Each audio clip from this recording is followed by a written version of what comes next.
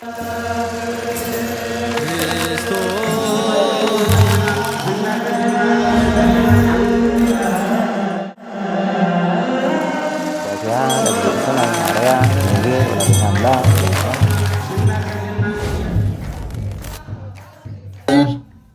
አብ ወወልድ ወመንፈስ ቅዱስ አሐዱ አምላክ አሜን። በስመ አብ ወወልድ ወመንፈስ ቅዱስ አሐዱ አምላክ አሜን። በስመ አብ ወወልድ ወመንፈስ ቅዱስ አሐዱ አምላክ አሜን። ይትባረክ እግዚአብሔር አምላክ አበዊነ ዘሰብሐ ምሕረቱ በላዕልነ ቅዱስ እግዚአብሔር አምላኽና ምሕረቱ ብዙሑ ነስተዓዝ ዘቆመና ክብርን ምስጋናን አምልኾ ውዳሴን ንዘላለም ንዑ ይኹን። እመቤታችን ቅድስት ድንግል ማርያም በአማላጅነት አቂባ በቃል ኪዳና ከብኪባ ነስተዓዝ ዘብጽሕትና ንዓውን ክብርን ምስጋናን ይብጻሕያ ሕርያን ቅዱሳን መላእክት ነቢያት ሐዋርያት ጻድቃን ሰማዕት እግዚአብሔር ብዘኽበሮም መጠን ክብርን ምስጋናን ይኹኖም አሜን። አቤቱ ናይ ሰራዊት ጌታ እግዚአብሔር አምላክና ኖ በሰዓት እዚ ነስተዓዝ ዘቆምካና ስኻይኻሞ ክብሪ ምስጋና አምልኾ ውዳሴ ንዘለዓለም ንዓኻ ይኹን። ዝተረፈ ግዜናን ሰዓትናን ብቅድስና ተመሊእና መታን ክንከይድ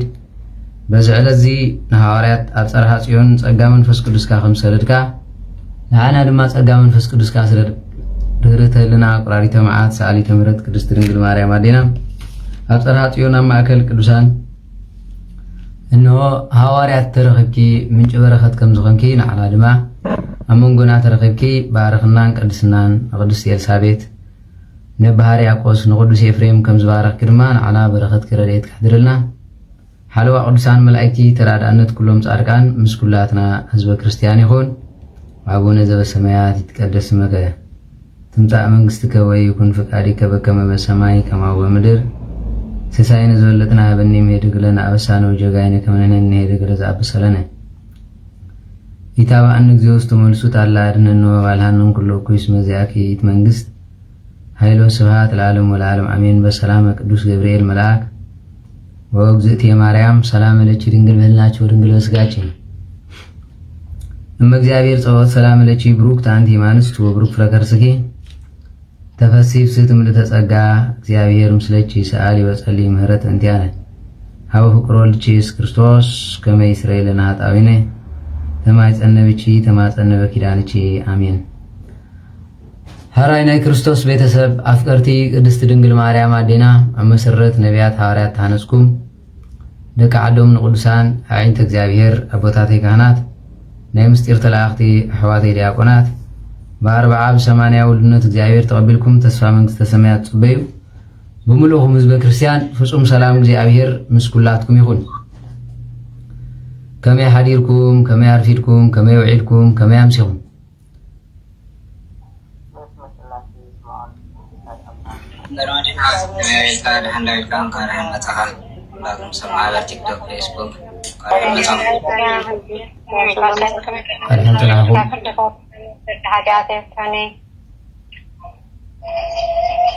አሜን። ምህረቱ ብዝሒቡ ኪዳኑ ስፊሑ ነሰዓት ዘቆመና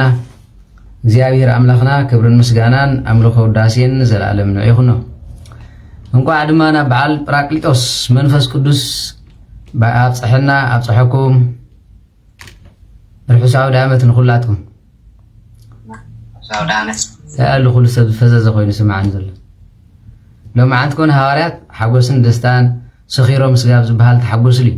ሰብ ተረኣኻዮ ግን ኢሉ ኩሉ ማለት እዩ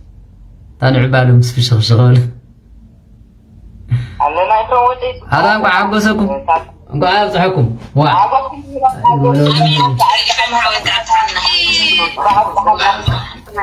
ክርስቶስ ተንሥአ እሙታን ናይ መጨረሽታይ አሰሮ ለሰይጣን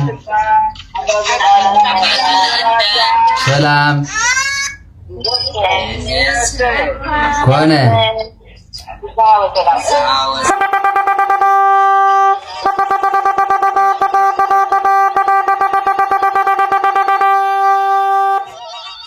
ይበረልኩም ሰይጣን ገርም ከም ያሃይሽ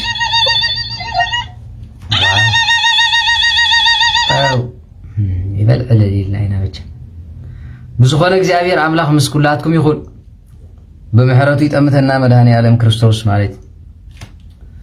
ሃራይ በሉ ሎማ ዓንቲ ናይ ጰራቅሊጦስ ትምህርቲ ካብ ግብረ ሐዋርያት ምዕራፍ 2 ኣትሒዝና ክንመሃሪና ማለት እዩ ድሕሪ ዘይተረድአኩም ስለ መንፈስ ቅዱስ እንድሕር ሃልዩ ክትሓቲኡኩም መጨረሻ ማለት እዩ ግብረ ሐዋርያት ካብ ሓደ ጀሚርና ክንሪኦ ከለና እንታይ መስል ጰራቅሊጦስ እንታይ ማለት እዩ ወይ ድማ በዓለ መንፈስ ቅዱስ ማለት እዩ ጰራቅሊጦስ ንብሎ መንፈስ ቅዱስ ማለት እዩ መንፈስ ቅዱስ በቤተ ክርስቲያንና ሽዱሽተ ዓይነት ኣገላልፃ ተዋሂብዎ ማለት እዩ በብሓደ እንድሕሪኢኹሞ ንኩሉ ክርድአኩም ቀሊል እዩ ስለዚ ንኣዳም ካብ ኣዳም ጀሚሩ እፍ ኢሉ መንፈስ ቅዱስ ኣሕድረሉ ይብል ሓቂ ዶ ንነቢያት ንሃዋርያት ከምኡ ኢሉ ኣባይ ናባኹን በፂሑ ኣለዎ ማለት እዩ ስለዚ ጰራቅሊጦስ ማለት ንሆ ረቂቕ እግዚአብሔር ኣምላኽ ብረቂቕነቱ ኣብ ምሳና ምንባር ዕዩኡ በኣና ምስራሕ ኣነ ንስኹምን ነስተንፍስ ኣለና ውህበት እግዚአብሔር ያቀ ስለዝኾነ ንቤተ ክርስቲያንና ኣገላልፃ ግን ብዙሕ ምስጢር ጠቂሶም ኣሎ ማለት እዩ ሓደ ጰራቅሊጦስ ማለት መፃናንዒ ማለት እዩ ጰራቅሊጦስ ማለት መንጽሂ ማለት እዩ ጰራቅሊጦስ ማለት መስተፍስሂ ምክንያቱ ጰራቅሊጦስ ማለት ከሳቲ ምስጢር ማለት እዩ ስለዚ ወዘተረፈ እንዳበለ ብዙሕ ትርጓሚ ሒዚ ዝኸይድ ማለት እዩ ስለዚ ጰራቅሊጦስ መንፈስ ቅዱስ መጽንዒ እዩ መንፈስ ቅዱስ ከሳቲ እዩ ነዚ ምስጢር ንዘይተረድኦም ዝኽፍት ንሱ እዩ በቲ ሓደ መንጽሂ እዩ ክንብል ከለና ኸ ኣብ ኣፍ ነቢያት ኣብ ኣፍ ሃዋርያት ኣቐዲሙ ብነቢያት ሓጢኣትኩም ከንጽህልኩም ዝብል ሕጂ ኸዓ ንኻህናት ንሆ እፍ ኢሉ መንፈስ ቅዱስ ተቐበሉ ሓጢኣት ዝሓደኩምሉ ክሕደገሉ እዩ ዘይሓደኩምሉ ድማ ኣይሕደገሉን እንዳተባሃለ ኣብ ቤተ ክርስቲያንና ብዕሊ ዝሰርሕ ዘሎ ንሆ ረቂቕ መለኮት እግዚአብሔር እዩ ማለት እዩ ስለዚ መንፈስ ቅዱስ ኣምላኽ እዩ እግዚአብሔር እዩ ንሕና ብመጽሓፍ ቅዱስና ጰራቅሊጦስ ወይ መንፈስ ቅዱስ ንብሎ ዘለና ጴንጤኮስተ ማለት ተረዲኹም ማለት ጰራቅሊጦስ ማለት ሕጂ ቶም ጴንጤ ትብሎም ዘለኹም ስሞም ተሐጉስዎም ኢኹም ዘለኹም ማለት እዩ ስም ገለ ትብዎም ኣለኹም እምበር ጴንጤ ይኮኑን ዝበሃል መናፍቕ ዝበሃል ጴንጤኮስት ማለት ግን ቤተ ክርስቲያን ንሆ ናይ መንፈስ ቅዱስ ምንጪ ናይ መንፈስ ቅዱስ ባህሪ ዘለዋ ቤተ ክርስቲያን ጥራያ ስለዚ ኩላትና ከይተረድእና ግን እንታይ ኢና ንብሎም ማለት ጴንጤኮስት ንብሎም ማለት ስለዚ በቲ ኮይኑ በቲ ግን ጰራቅሊጦስ ማለት መንፈስ ቅዱስ መጽንዒ ማለት እዩ በቲ ሓደ ድማ ፕሮቴስታንት ይብሎም ሓቂ ፕሮቴስታንት ማለት ቃል በቃሉ ፕሮቴስት ማለት እንታይ ማለት እዩ ፕሮቴስት እንታይ ማለት ተላደ እንግሊሽ አቢኩም ነው ፕሮቴስታንት ማለት ማለት ታውም ትበሉ እንደገደስ ስለዚ ተቃወምት መንፈስ ቅዱስ ማለት ይባሓፈሻ ስለዚ ወይ ተቃወምት ተዋህዶ በልዎም ስለዚ ስለዝኾነት ፕሮቴስታንት ዝብል ትርጉም ናብ ሒዞሞ ዝኸዱ ወዚኦም ክብለኩም የደለ ብሓፈሻ ግን ሎሚ ትምህርትና ናይ ጰራቅሊጦስ መንፈስ ቅዱስ ስለዝኾነ ኣብኡ ተኪርና ኢና ክንመሃር ማለት እዩ ስለዚ መንፈስ ቅዱስ ንነቢያት ንሃዋርያት ዘፃናንዕ ንሱ እዩ ንሃዋርያት መንፈስ ቅዱስ ገሊጹ ብሓድሽ ቋንቋ ክነንብቦ ኢና ንነቢያት ድማ ዘፃናንዖም ንባሕታውያን ኣብ ፈቐዶ ጎዳጉዲ ኣብ ፈቐዶ በዓታት ኣብ ፈቐዶ ኮይኖም ንኽፅሉ ዘፃናንዖም መን ማለት እዩ መንፈስ ቅዱስ ስለዚ ንኹሎም ዘፃናንዖም መንፈስ ቅዱስ እዩ ማለት እዩ በቲ ሓደ መንፈስ ቅዱስ ከሳቴ ማለት ንሆ ምስጢር ነዝነበሮም ወዘተረፈ ከም በዓል እዝራ ሱቴል ከም ካልኦት ዝኣመሰሉ ምስጢር ክኸፍተሎም ከሎ ካልኣይ መንፈስ ቅዱስ እመቤታችን ቅድስት ድንግል ማርያም ክትመጽእ ከላ ንኤልሳቤጥ ሰላም በለታ መንፈስ ቅዱስ ሓደራ ይብል ንሳ ድማ ኣደ ጎይታይ ናባይ ክትመጽእ ከመይ ኮነለይ ዝጂ ኣደ ጎይታ ምዃና ዝኸፍተላ ዘሎ መን መንፈስ ቅዱስ ሓቂ ስለዚ መንፈስ ቅዱስ ብዝኸፈተላ መሰረት ድማ ንሳ ምስክር ኮይና ማለት እዩ ስለዚ በዚ ስለዝኾነ እቲ ኣብ ግብረ ሃዋርያት ዘሎ ክንርድኦ ከለና ሃዋርያት በዚ ሰዓት እዚ ብኣምሳለ እሳት መንፈስ ቅዱስ ኣብ ጸርሃ ጽዮን ወረደሎም እዩ ስለምንታይ ብኣምሳለ እሳት ተባሂሉ ስለዚ ቄልዮጳን ሉቃስን ዝበሃሉ ክንሪኦም ከለና ጎይታ ምስ ተሰቕለ ክኸዱ ከለዉ ንኤማሆስ መንገዲ ይኸዱ ነይሮም እዩ ኣብ መንገዲ ግን ጸኒሑ ጎይታ ክኸዱ ከለዉ ምስኦም ተደመረ እሞ ብዛዕባኡ እንዳተዛረቡ ስለ ዝኸዱ ዝነበሩ ኣብ መንጎኦም ተረኽበ ኢሉ ተረኺቡ ድማ ብዛዕባ መን ትዛረቡ ኣለኹም ንስኻ ዶ ጋሻ ኢኻ ንኢየሩሳሌም እቲ ዝሰቐልዎ ከመይ ዝመሰለ ንኩሉ ሰብ ዝመስከረሉ ንብዙሕ ሕሙማን ዝፍውስ ዝነበረ እዩ ንሱ ድማ መፅእ ኢሉ ንሱ ደኣ እሞ ከምኡ ኸውን ግድን እንድዩ ምክንያቱ ብነቢይ ዝተዘርበለ ይስማዓኩምን ይኸውን ክሰቕልዎ ስለ ኩሉ ሓጢኣት ከም ዝመውት ኢሉ ነጊርዎ ቋዕ ሕጂ ከመይ ዝመሰለ እዩ ኣፍልጠይ ነይርዎ ኢሎም ተገረሙ እዩ ዝብል እምበር ኣምላኽ ምዃኖም ተረድየ ሃዋርያት ከመይ ሰወይ ምስ መጥኦም ኣምላኽነት ኣሚኖም ነቲ ኩሉ ዝገብሮ ዝነበረ ብዘይካ ኣምላኽ ክገብሮ ዝኽእል ነገር የለን ግን ኣምላኽነቱ ናይ ጎይታናን መድሓኒና ኢየሱስ ክርስቶስ ተረዲዎም ኣይፈልጥን ሓንሳ ጥራይ ጴጥሮስ ክሓትት ከሎ መን ይብልዎ ከለዉ ንስኻ ሕያው ኣምላኽ ወዲ ኣምላኽ ኢኻ ኢሉ ሓቄን ኣብ ደብረ ታቦር ድማ ወይ ድማ ሓደ ሓደ ግዜ ከዓ እንታይ ትርእዩ ማለት እዩ ቃልካ ሰሚዖም ይዕንቀፉ ኣለዉ ንኣብነት ናይ መግቢ ሂወት ኣነ ክብሉ ከሎ ኣይሁዳውያን ወዲ 30 ዓመት ከምዚ ይብለና ይብሉ ማለት ቅድሚ እብርሃም ነይረ ክብሉ ከለዉ 30 ዓመት እስከመይ ገይርኩም ይብል ኣብርሃም 2,000 ዓመት ዝነበረ ይብል ኣብኡ ዝነበሩ ሃዋርያት ከዓ ይግረሙ ስለ ዝነበሩ ጎይታ ቃልካ ሰሚዖም ሲ ይዕንቀፉ ኣለዉ ኢልዎም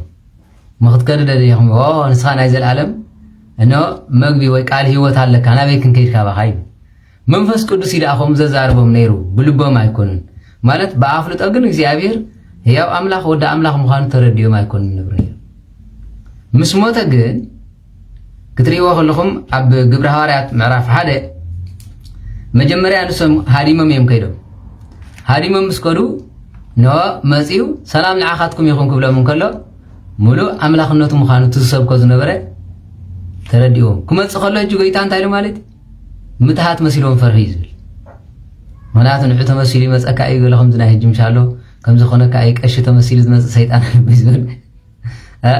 ኢሎም ፈሪሖም ስለ ፀንዑ ምትሃት መሲልዎም ፈርሒ ኢሉ ምትሃት ስጋ ኮነ ነብሲ የብሉ ኣነ እየ ንዑ ፈትሽኒ ኢሉ ኣምፂዎም ማለት እዩ ድሕሪ ቶማስ ምስ መፀውን ተገሊፅሎም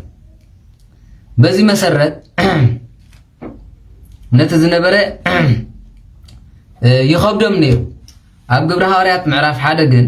ክዛረብ እንከሎ ቅዱስ ጴጥሮስ ከምዚ ይብል ጴጥሮስ ዝሃቦ ምላሽ እዩ ምዕራፍ 2 እንድዩ ብሓፈሻ ግን ኣብ ምዕራፍ 1 ትሒዙ ክዛረብ ከሎ እንታይ ኢሉ ማለት እዩ መንፈስ ቅዱስ ቀስቂስዎ ብንስሓ ኣብኡ ዝተመልሰሉ ግዜ እንታይ ክብል ከሎ ንሪኦ ማለት እዩ ሓደ ብሓደ ቃላት ክዛረብ ከሎ ከምዚ ኢሉ መንፈስ ቅዱስ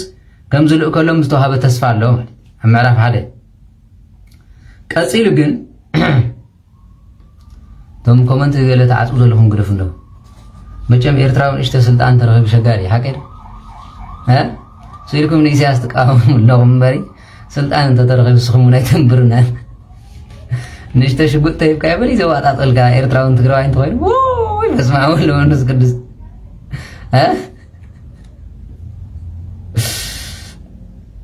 እንኳን ንሱ እንኳ ከምዞም ሃዋርያት ንእሽተ ሰብ ስልጣን ኩሉ እንኳ ኣይተዋሃበና ማለት ኣውጊዘካ ኣለኹ እዞም ካህናት ናትሪኦም ምውግዘት ከይተረድኦም እንታይ ምዃኑ ዘይፈልጡ ብፌስቡክ ኣውጊዘካ ብቲክቶክ ኣውጊዘካ ዝብሉ ከስሕቁኒ መዓት እዮም ማለት እዩ ንእሽተ ስልጣን ተረኺባ ተባሂል ኮይ ቆይን እንተቢለካ እኮ ትገብረ ይብልካ ዋላ ትኻን ኮይ ዘጉባዕ ዓልካ ማለት እዩ እንታይ ገይረ ትውግዘት ንዘለኣለም ካብ እግዚኣብሔር ምፍላይ ከውግዘካ ከለኮ ምሂሩ ምዒዱ ጸልዩ ኣብ ጉዘ እንተተባሂሉ እዩ መርሲልካ እኮ ይውገዝን ኣብ ጉዘ ተዘይልኳ እግዚኣብሔር ኮይ ተውግዘን እያ ኣይምለስን እዩ ካብ ቤተ ክርስቲያን ፍለዮ ከም ኣርዮስ ማለት ሕራይ ናብቲ ትምህርትና ክንኣቱ ከለና ከምዚ ይብል መጀመርያ መንፈስ ቅዱስ መፀናንዒ ከም ዝልኡ ከሎም ከምዚ ኢሉ እቲ ካብ ኣቦ ይሰማዕኩሞ ተስፋ ኣቦ ተጸበዩ እምበር ኣብ ኢየሩሳሌም ኣይትውፁ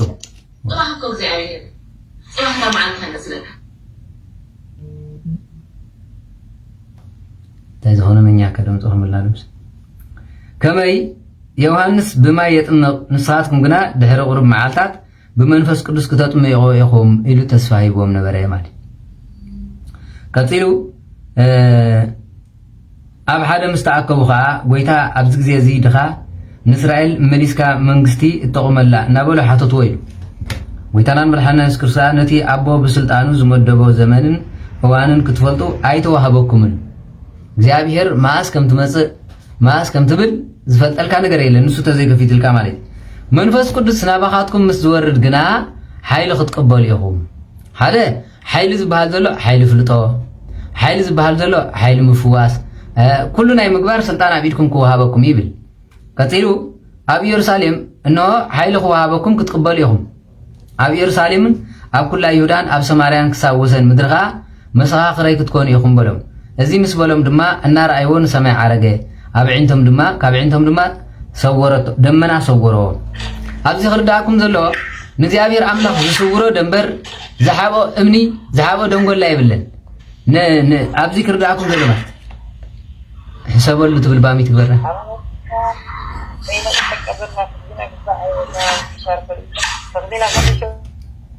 سلازي نهاواريات نزيابير أملاك كيري وانتا يخل كيلو ميبل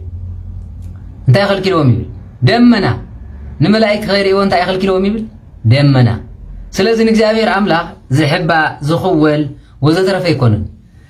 اسلمنا زحطو حتى ريخم عليهم ويتنان ملحنا نيس كريستوس ود 13 عامات مسكونسي نو طفقهم يبل زطفقهم ጎይታ ዲጠፊ ዛተው ይምጠፊም حقت ስለምንታይ ሓደ ጊዜ ንስኻ ዘይኮንካ ኣብ ዓይንኻ ከሎ መነፀር ጠፈካይ حقت ሳን ከም ዝጌርካ ምድህሳስ ኣብ ኢድካ ዘሎ ሰዓት ጠፈካይ ኣብ ቤሎ እንተልካ ሲ ጠፈካይ ሳና ኣብ ኢድካ ከም ዝምግባር ንሳቶም ድማ ምሶም ይመጽእ ዘሎን ዘየለን ከስተውዓሉ ንሕር ከይዶም ኮይኖም ድሕሪ ናብዚ ለኣት ይኸውን ምባሎም ሰባት ስለ ዝኾነ ናይቶም ምዝንጋዕ ተመሊሶም ናብ ቤት መቅደስ ኣብ ዝመጽሉ ምርካቦም ግን እግዚአብሔር ኩሉ ግዜ ቤት መቅደስ ይጸንሕ حقي ኣብ ቤት መቅደስ ይጸንሕ ስለ ዝኾነ እንታይ እዮም ዝብሉ ማለት መለኮት ዲጠፊ እዩ ስጋን መለኮትን ፈልዮም ንሕር ዘይፈልጥ ኮይኖም መለኮት ይጥፋ ስጋ ይጥፋ ንዕም ማኽፋት ላይ እግዚአብሔር ጠፊኡስ ከምዚ ገይሮም ደልዮም ዝብሉ ሕቶታት ክትሰምዑ ትኽእሉ ኢኹም እግዚአብሔር ኣይኮነን ጠፊ ዘሎ እግዚአብሔር ዳና በክጠፍ ንዑ ዝሓብእ ደንበር ሕራይ ኣይጠፍን እግዚአብሔር ይርከብ ይተወል ተኸል ኣምላኽ በላሪአን ምተልኩም የርእየኩም ዶ እስኪ ሕራይ ንዕኦም ኣይጠፎምን ኣምላኽ ከም ዘሎ ኣርእየን እስክበልዎን መስሊም ሓፃር ማለት ስኻ ሕራይ ኣምላኽ ከም ዘሎ ክተርእየኒ ትኽእል ዶ ተልካዮ ረቂቕ ኢዶ ከምዚ ኢደለጥ ወይ ልኽጠፊ ማለት ዳትሲት ብረቂቕነቱ ስጋ ባህሪ ስጋ ለቢሱ ምስ መለኮት ተዋሂዱ ክንሱካ ደቂ ሰባት ድሕሪኡ ኖ ብቅድሚ ኣበይ ከም ዘሎ ክረኽቦ ይከኣሉን ማለት ሓደ ባህሪ ስጋ ንምንጋር ካልኣይ ድማ ዝንጋዕ ዓይናቶም እዩ ሳልሳይ ግን ደልዮም ምሳኣኖ ናብ ቤተ መልሲ ናብ ቤት መቅደስ ኣብ ቤት መቅደስ እግዚአብሔር ዝርከብ ኮይኑ ግን እንታይ ገብር ይጸኒሕዎም ተሓቢብ ነቶም ኣብኡ ዝነበሩ ሊቃውንትን ዓበይትን ስጋ ዝግረሙ ምስጢር ይነግሮም ነበር ኢሉ ኣብ ቤት መቅደስ ይንገር ኣምፃ ብልካ ንመስጊድ ንምንታይ ትኸይድ ኢልካ ይምልሰልኩም ኣይምልስኒ ኣብ መስጊድ ከይዳ ኣምላኽ ተገሊጹ ይፈልጥ ወይ ገብርኤል ተገሊጹ ይፈልጥ ነው ቤት መቅደስ ክስራሕ ከሎ ግን ኣብ ዜና መዋእል ክንሪኦ ከለና እንታይ ይብል እንታይ ኩሉ ግዜ ኣብ ኣኽጥምታይን እዛነይ ከዓ ክሰምዐ ከምኡ ኢሉ እግዚአብሔር ማለት ግን ኣብ ባሕሪ የለን ማለት ኣይኮነን እንታይ ዳ ኣብኡ ኩሉ ግዜ ብተኣከብኩምሉ ብምልኣት መንፈስ ቅዱስ ናባኹም ክመጽእ ጸሎትኩም ክሰምዕ ማለት ከምቲ ንሰብ መራኸብ ዘሎ ንእግዚአብሔር ድማ ናይ ጽሞና መራኸብ ማለት እዩ እምበር ኣብ ድሕሪ ገዛ የለን ኣብ ዝኸድካ እግዚአብሔር ኣይትረኽቦም ማለት ኣይኮነን ቅዱስ ዳዊት ታይለዎ ናብ ባሕሪ ተኣትኹ ኣለኻ ንስኤል ተወረድኩ ኣለኻ ካባኻ መናበይ ኢሉ ስለዝኾነ ዘይምርዳእ ሓደ ባይዘወይ ነዚኦም ከይርድኦም ዝፀመሙ ስለ ዝኾኑ ንዓተረዳእ ኢልካ እውን ዝርዳእ የለን ቀፂሉ እምበኣር ቅዱስ ጴጥሮስ ተዛረቡ ከምዚ ኢሉ ተመልከቱ እዚ መሰኻኸረይ ክትኮኑ ኢኹም በሎም እዚ ምስ በሎም ድማ ናርኣይዎ ንሰማይ ዓሪገዮ ይብል ማለት ኣብኡ ዝነበሩ መላእክቲ ጻዕዳ ክዳውንቲ ዝተኸድኑ ክልተ ሰብኣይ ኣብ ጥቕኦም ደው ኢሎም ነበሩ ኣቱም ሰብ ገሊላ ስለምንታይ ኢኹም ናብ ሰማይ ኣማዕዲኹም እናጠመትኩም ደው ኢልኩም ዘለኹም እዚ ካባኻትኩም ናብ ሰማይ ዝዓረገ ጎይታ ኢየሱስ ክርስቶስ ከምቲ ናብ ሰማይ ዝዓረጎ ከምኡ ድማ እናርኣኹሞ ከምኡ ጌርካ ክመጽእ ይበሎ እግዚአብሔር ክመጽእ ክበሃል ከሎ ከምቲ ዝተሰቕለሉ እቶም ዝወግኡ እንዳርኣይዎ ይብል ስለምንታይ ብረቂቕነቱ ብመለኮት ክመጽእ ከሎ ፍጡር ክነብር ኣይክእልን ሓቀር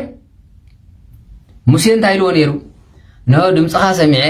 ኩሉ እሞ ክሪኤካ ይደለኹ ተበሎ ንዓይሪዩ ብሂወት ዝነብር የለን ይብል ሓቀር ኣብቲ ዳሕረዋይ ዘመን ግን ክትርእየኒ ኢኻ ክብሎ ከሎ ስጋ ለቢሰ ካብ ቅድስቲ ድንግል ማርያም ምስ ተወለድኩ ኢሉ ኣመርአይዎ መላእክት ብሕቑፎ ድዩ መላእክቲ ምስ ረኣይዎ ኣመስግንዎ ይብል መላእክቲ እውን እግዚአብሔር ኣምላኽ ብመለኮትነቱ ሪኦሞ ይፈልጡን ብረቂቕነቱ ተመራምሬም በፂሖሞ ይፈልጡን ስለምንታይ ህላው እግዚአብሔር አምላኽ ሓይሊ እግዚአብሔር አምላኽ ስፍሓቱ ርቀቱን እግዚአብሔር አምላኽ መርሚርካ ክትበፅሕ ትኽእል እንኳን ንሱ ናይ ሰብ ጠባይ ከማን ክተፅንዓ ይትኽእል ተሓደ ጠባይ ረቂቕ ተሓደ ከምዚኡ ተሓደ ከምዚኡ ግን ሰብ ዝብል መፀውዕ ኣለዎ በአምሳል እግዚአብሔር አምላኽ ስለ ዝፈጠሮ ባህሪው ናይ ወዲ ሰብ መርሚርካ ይብፃሕኒ እንተ ፈሊጥካዮ በቲ ዝፈለጥካዮ ክትሰማምዑት ኣፈወርቂ ከመይ ዓይነት ሰብ እዩ እንተኢለኩም ክትፈልጦ ትኽእሉ ኣይትኽእሉን ሓደ መፂኡ ኣብ ቲክቶክ ክፃረፍ ርአ ክብል ሓደ ግን ምፅእ ምስ በልኩስ ሰንታወዲ ከምኡ ዘይመስለኒ ነይሩስ መግቢ ቅርብ ኣቢለይ ክብል ሓደ ከዓ እንዳባኸየ ተዛሪብን ንክብለኩም እዩ ባህሪዮ ትፈልጦ ትኽእሉ በብዘመኑ በብግዚኡ ዝጥቀመሉ ፀጋ ኣለዎ ማለት እዩ ንወዲ ሰብ እግዚአብሔር ግን ካብ እምሮ ሰብ ንላዕሊ ካብ እምሮ መላእክት ንላዕሊ ካብ ኩሉ ነገር ንእግዚአብሔር ቅርብ ኣፍልጦ ዘለዋ ግን ቅድስቲ ድንግል ማርያም እያ ስለምንታይ ኣብ ማህፀና ተፀይሩ ከሎ ዝለዓለ ምስጢር ሒዛ ክትፀንሕ ትኽእል ንሳ እያ ካብኡ ኪሩቤል እዮም መላእክት ካብኡ ድማ ሃዋርያት እዮም ሃዋርያት እውን በቲ ዝገለፀሎም መንፈስ ቅዱስ ድሕሪኡ ግን ናይ ሃዋርያት ፀጋ ዝሓድሮ እዩ ማለት ካብ ዝገርመኩም ንሃዋርያት ዘይተዋሃቦም ፀጋ የለን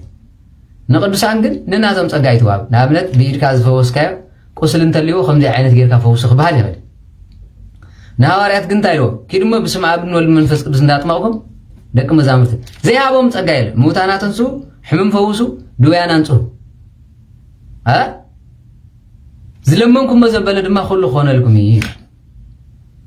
ስልጣን ስለዝሃቦም ካብ ፀጋኦም ሓሊፉ ገሊኦም ፅላለቶም ገሊኦም ድማ ቀሚሾም ከይተረፈው ፍውስ ነይሩ ማለት ስለምንታይ ኣምላኽነቱ መሰኻኽር ኮይኖም ንመጀመርያ ዝኸዱ ዝዓበየ ፀጋ ዝነበሮም ንሶም እዮም ድሕሪኦም ዝመፁ እንድሕር ሃልዮም ብፀጋ እንተተዋሃቦምካ ንኣብነት በዓል ተክለ ሃይማኖት በዓል ገለ ኣብ ንሃብተ ማርያም ተሪእኻ ኣብ መቃብረ ይተቐበር ከመይ ነቲ ዝመፅእ ሕማም ኣብቲ ገዳም ዘጥፍኦ ናትካ ፀጋ እዩ ይዓቢ ማለት ንገሊኦም ኣብ እግሮም ተዋሂቦም ኣብ ዝቆምካሉ ተባሂሉ ከም ኣቡነ ሊባኖስ ዘይተኽፍልፍለሎም ይኽእል ንገሊኦም ንሆ ከም ፀሓይ ኢልካ ክበርህ ተባሂሉ ከም ኣብነ ዮናስ ክበርህ ይኽእል ንገሊኦም ብዓይኖም ዝረኣኻዮ ዘበለ ክፍወስ ክብልካ ይኽእል ንገሊኦም ድማ ከም በዓል ዮሃንስ ኣፈወርቅ ኣብ ልሳኑ ምስ ተዋሃቦ ልክዕ ክዛረብ ከሎ ልቢ ሰብ ተኸፊቱ መንፈስ ቅዱስ ይርድኦ ነበረ እዩ ገሊኡ ድማ ግርማን ሞገስን ዝወሃብ ኣሎ ልክዕ ምስ ረኣኻዮ ዋይ ትብሎ ካህን ኣሎ ሓቂ ገሊኡ ምስ ረኣኻዮ ክንደይ ፈኽሰካ እዩ ምፁፁላይ ክመስል ይኽእል ገሊኡ ግን ምስ ረኣኻዮ ግርማ መንፈስ ቅዱስ መሊኦ ኣብየት ማዕረግ ኢልካ ፀጋ መንፈስ ቅዱስ ሓድረሉ ገሊኡ ከዓ ብድምፂ እመቤታችን ንኣብነት ብኩሉ ፀጋ ዝመለት እያ ነይራ ይብል ሓቂ ምልእተ ፀጋ ዝብላ ሰላምታ ምስ ሰምዐት መንፈስ ቅዱስ መልኣ ይብል በዚ ኮይ ሰላም ቅዱስ ገብርኤል መልአኽ ንብል ሰላም ለኪን ዘንሰግድ ንብለክ ንብልኮ ብሰለምታ ፀጋ መንፈስ ቅዱስ ዝሓድር ኣደንስ ይኽእልና ስለዚ ንሃዋርያት ድማ ከምዚ እዩ ሃዋርያት ግን ኣብዚ ተኣኪቦም በዓለ 50 ዝበሃል ሽዑኡ ዝነበረሉ ስለዝኾነ በዓለ መፀለት ስለዝነበረ በዓለ መፀለት ካብ ቀደማ ትሒዙ በዓለ 50 ዝበሃል በዓል ነይሩ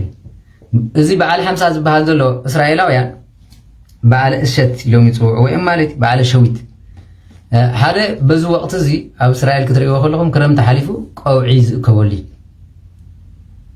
ቀውዒ ዝእከበሉ ፍረ ዝርኢሉ እዩ ማለት በዚ ወቅቲ እዚ ማለት ኣብ እስራኤል ዝብለኩም ኣብ ዓድና እኳ ክረምቲ ጅምረሉ እዩ በቲ ካልኣይ ድማ በዓለ 50 ዘብዕልዎ ዝነበሩ ኣይሁዳውያን 10 ትእዛዛት ተቐበሉሉ በዚ መሰረት ነዚ ካብ ወለዶ ናብ ወለዶ ስጋ ቤት መቅደሶም ዝፈርስ ኣብ ነፍሲ ወከፍ ምኩራባት ኮይኖም ምኩራብ ማለት ቤት ጸሎት ማለት የብዕልዎ ነይሮም እዮም በዚ ከዓ ከምኡ ኢሉ እንዳተባዓለ ከሎ እምባራ ኣይሁዳውያን በዓለ 50 ስለዝኣኸሎም ምሆሻባት ስለዝነበረ ንጎይታ ተቐዳዲሞም ሰቀልዎ ማለት ንሱ እውን በዓለ 50 ኣኽቢር እዩ ሓቂ ጎይታናን መድሓኒና ኢየሱስ ክርስቶስ ኦኬ በዓለ 50 ንሕና ንኽብሮ ካብ ኦሪታት ሒዙ ጎይታውን ስለዝኽበረ እዩ ባይዞ ወይ ፕሮቴስታንት ኣብዚያ ሽግር ኣላትኩም ልደቱ ናይ ጎይታ ኣይተኽብሩ ጥምቀቱ ኣይተኽብሩ ስቕለቱ ኣይተኽብሩ መዓስ ዕለት ደቂቕ መዓስ መይቱ ኣይትፈልጡ ስለምንታይ ዳ ኣምላኽ ኢልኩም ተቐቢልኩም ንሱ ጥራይ ኣይኮነን በዓል 50 ኣይተኽብሩን ከመይ ጌርኩ ዳ መንፈስ ቅዱስ ወሪድና ትብሉ መንፈስ ቅዱስ ዝወርደሉ እውን ክፍለጥ ንሃዋርያት ተኣከብሉ ጵራቅሊጦስ ዝወረደሉ በዚ ሕጂ ዕለት ሕጂ ንስኻትኩም ከዓሲ ንበዓለ ጵራቅሊጦስ ክብሪ ስለምንታይ ስለዚ በዓላት ዝበሃል የለና ፕሮቴስታንት ሓቂር ኣብዚ መፀልካ ኢኻ ቀይዲ በተ ክትኸውን ሓደ ፓስተር ተመፅኡ ዘው ኩልኻ መንፈስ ቅዱስ ይሓድረካ እናትካ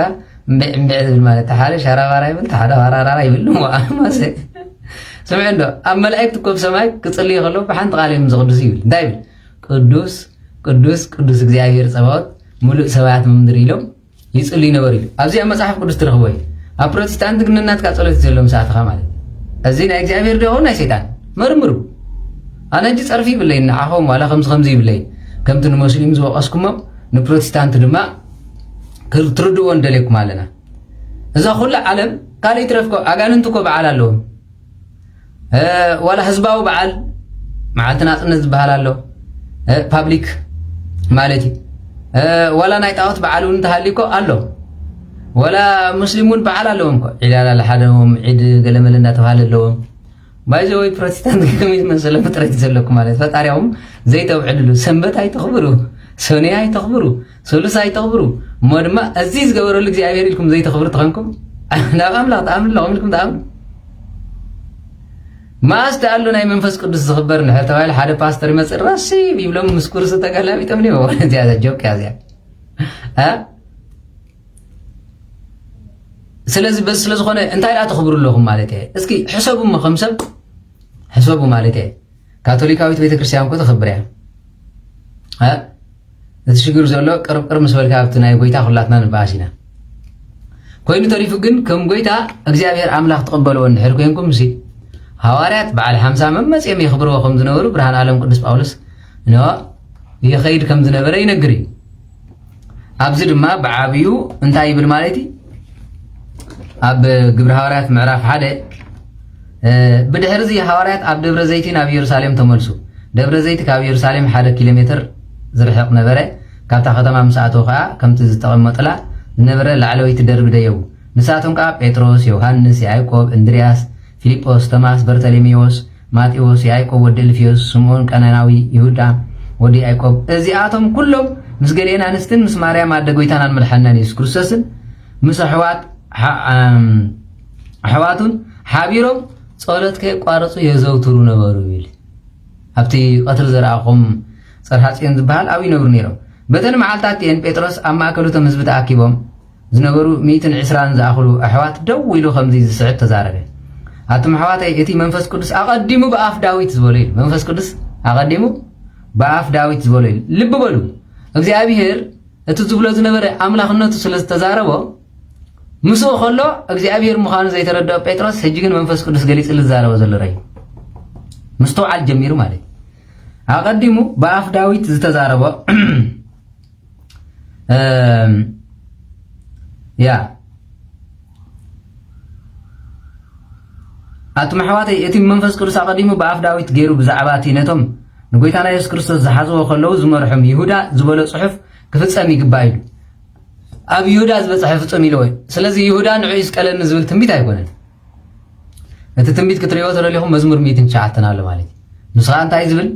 ምክንያቱ ምሳና ቁጽር ነበረ ኣብ ዝገልግለ እዚ ክሳተፉን ጽውዕ ነበረ ኢሉ ምን ይሁዳ ሕጂ ግና እንሆ እዚ ሰብዚ بعاس بعمصو ግራት ዓደገ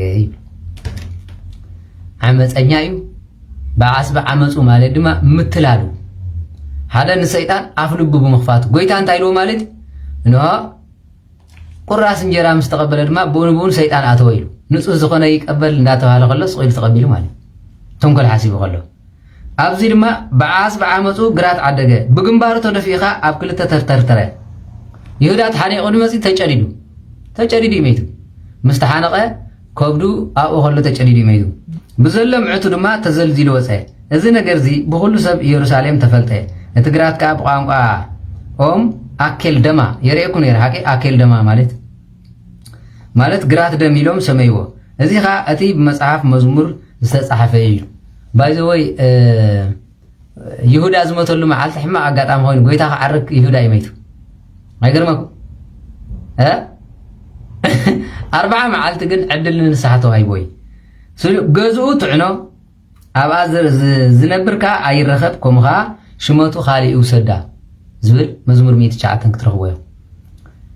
ዝብል ምን ተኽፍጸም ኢሉ ስለዚ ካብዞም ጎይታና ኢየሱስ ክርስቶስ ጥምቀት ዮሐንስ ጀሚሩ ክሳዕታ ኻባና ንሰማይ ዝዓረገላ መዓልቲ ምሳና ዝነበሩ ኩለተን መዓልታት ዝሰዓቡና ሰባት ካብዚኣቶም ሓደ ብዛዕባ ትንሳኤ ምሳና ክምስክር ክኸውን ይግባእ እሞ ስለዚ ክልተ ሰባት ረቑሑ ነቶም እቲ ኢየሱስ ወይ ድማ ባርሰባስ ዝብሎ ዮሴፍን ማቲያስን ነበሩ ሸኻ ኦ ልብ ሁሉ ትፈልጥ ተመልከቱ ማለት እትፈልጥ ጎይታ እዛ ይሁዳ ናብ ገዛ ስፍሩ ክኸይድ ዝሓደጋ ስፍራ አገልግሎት ሐዋርያት ክቅበልሲ ካብዞም ክልተ እዚኣቶም ንመንም ኢኻ ዝሓረኻ አርኢ እናበሉ ነው ጸለዩ ዕጫ እንተውደቕሉ ድማ እታ ዕጫ ኣብ ማትያስ በጽሐት ምስቶም 12 ሐዋርያት ተቆጽረ ይብል 11 ነይሮም 12 ኮይኑ ናይ ይሁዳ መተካእታ ማትያስ ማለት ትኩእ ማለት ይበዓል በቋንቋ ዓድና ማትያስ ማለት ምስጉን አምላክ ማለት ማትያስ ማለት ግን ትኩእ ማለት ስለዚ ከምዚ ይብል ድሕሪኡ መንፈስ ቅዱስ ክወርድ ከሎ ግን ከምዚ ይብል ኣብ መበል 50 መዓልቲ ድሕሪ ፋሲካ ዝውዕል በዓል ይብል በዓል ተባሂሉ ተባዒሉሎ ማለት ሓቂር ኣይ በዓል ነይሩ ክትብሉ ትኽእሉ ስለዚ ፕሮቴስታንት በዓል እንዳበለኩም ሳይ በዓልን ብወርሒ ዶ ብሰርቂ ዶ ገለ ክትብሉ ግዜኹም ኣይትቕተሉ ማለት ስለዚ እዚ መዓልቲ እዚ ድማ መዓሲ ነይሩ እሁድ ሰንበት ሚትግበር ማነሽ ኣብ መበል 50 መዓልቲ ድሕሪ ፋሲካ ዝውዕል በዓል ኩላቶም ሓቢሮም ብሓንሳእ ነበሩ ይብል እዚኣ ቃል እዚኣ እንታይ እትበሃል ማለት እዩ በዓል ሓቂር ስለዚ ኣብ መበል 50 መዓልቲ ድማ ኩላቶም ሓቢሮም ብሓንሳእ ነበሩ ዝብል ዘሎ ኣብ ሞባይልኩም ረእይዎች ሞባይል እንታይ ኣጉዲሎም ልለው ረእይዎ እስኪ ሞባይል ዘሎ ዘንብብ መን ኣሎ ኣብ ሞባይል ዘሎ ኣነ ባዕለይ ከም ብበልኩም ይድሓን ኣብዚ እንታይ ይብል ኣብ መበል 50 መዓልቲ ድሕሪ ፋሲካ ዝውዕል በዓል ይዝብል ኣብዚ ኸ እንታይ ይብል ኣብ መበል 50 መዓልቲ ድማ ኩላቶም ሓቢሮም ብሓንሳእ ነበሩ ኢሉ እዚ ናይ ፕሮቴስታንት ስለ ዝኾነ እዚ ዘሎ ክርዳእኩም ዘሎ እቲ በዓል 50 ዝብል ስለ ዘይብዕልዎ ሓኺኾም ኣውጥዮም ኣለዉ ይርዳእኩም ኣሎ ኣብዚ ግን እንታይ ዝብል ኣብ መጽሓፍ ቅዱስ ኣብ መበል 50 መዓልቲ ድሕሪ ፋሲካ ዝውዕል በዓል ኩላቶም ሓቢሮም ብሓንሳእ ነበሩ ዝብል ቃል እዚ እዩ ስለ ዝኾነ እቲ በዓል 50 ዝብል ንሶም ስለ ዘይብዕልዎ በዓል ኣይድልን እንዳበሉ ስለ ዝኸዱ ነዚ ንምጥቃም ሞባይል እንዳደምሰሱ እዛ ሞባይል ትሪእዋ ኣለኹም ትዘድሊ ኢዲት እንዳገበሩ የውፅዎ እዮም ይቕይርዎ እዮም በዚ ሞባይል ኣይትጠቀሙ ስለዚ በዚ ዝብል ማለት እዩ ኣብዚ ምዕራፍ ዘለዋውያን ምዕራፍ 23 15 ካብታ ዝምዝምዝ ንዳእቲ ዝመጻእኩም መዓልቲ ካብ ጽባሕይታ ድማ ሰንበት ቆፂርኩም 7 መዓልቲ ሰናብቲ ይኹናኹም እሞ በዓል 50 በዚ ያብዕሉ ዝብል ኣይሁዳውያን ስለ ዝነበሩ ጎይታውን ስለ ዘብዓሎ ሐዋርያት ድማ ያብዕልዎ ነይሮም እንደገና ተባዒሉ ስለ ዝኸይድ ድማ መንፈስ ቅዱስ ተወሰኸ ኢሉ ስለዚ ኣብ ዘለዋውያን ድሕሪኢኹም ምዕራፍ 23 ካብ 15 እስካብ 16 ኣለኩም ክሳዕ ጽባሕታ ሳብዒት ሰንበት 50 መዓልቲ ቁጠሩ ሳብዒት ሰንበት ማለት ተረዲእኩም ኣሎ ሳብዒት ሰንበት ማለት እንታይ ማለት እዩ እስከ ኣፈወርቂ ሳብዒት ሰንበት እንታይ ማለት እዩ حق زربا أفلت أي بالله هراي سنبت مالش شاوعيت يا حقير سنبت نبلا قدام سنبت يا تبعال شاوعيت نايدا سنبت زبها زلقن شاوعيت وديا سوني زي هجن رياض لنا سنبت مالتي سنبت سوني سولوس ربع حموس عربي قداميت سنبت تبعال زياد سنبت تبعال نور زيا قداميت سنبت تبعال إذا سنبت هج زلنا يا خنتا تبعال سنبت كريستيان جن بعال 50 قدمات حزي بعال نيري ስለዚ እንታይ ዝብል ማለት ክሳዕ ጽባሕታ ሳብዒት ሰንበት ካብ ሰንበት ንጽባሕታ ዘላ ማለት መበል ሻምንቲ ሻውዒት ሰንበት ምሻላ ንጽባሕታ ዘላ እንታይ ግበር ኢሉ ነሆ ንእግዚአብሔር ሓድሽ መስዋዕት ብልዒ ኣቕርብሉ ይብል ነይር ማለት ግብረ ሐዋርያት ድማ እንተ ኮይኑስ ጳውሎስ ንበዓል 50 ኣብ ኢየሩሳሌም ከብዕል ተሃዊኹ ነበረሞ ኣብ እስያ ምእንቲ ከይድንጉ ኢሉ ናብ ኤፌሶን ከይኣቱ ምኽሪ ወዲኡ ኢየሩሳሌም ተመልሰይ እጂ ሐዋርያት በዓል 50 ይብዕልዎ ነይሮም ኣይብዕልዎን ግብረ ሐዋርያት ምዕራፍ 20 ቁጥር 16 ኣለኩ ኣብ ተኸመን ተጻሓፎ በዓል መበዓል ኣይድልን ዶ በሓድሽ ኪዳን ዶ ገለ ዝብሉ ብሓቂ ፕሮቴስታንት ንባዕልኹም ወንጌል ተኽተሉ እንድሕር ኮይንኩም ግብረ ሐዋርያት ምዕራፍ 20 ቁጥር 16 በዓል 50 ይበዓል ነይሩ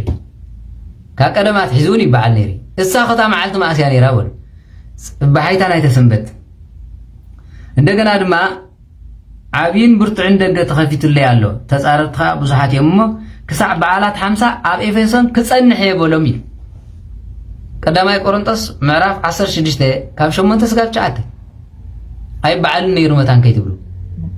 ስለዚህ ግብረ ሐዋርያት ምዕራፍ 1 ቁጥሪ 10 እዚኣቶም ኩሎም ምስ ሓያል ኣንስትን ምስ ማርያም ኣደ ኢየሱስን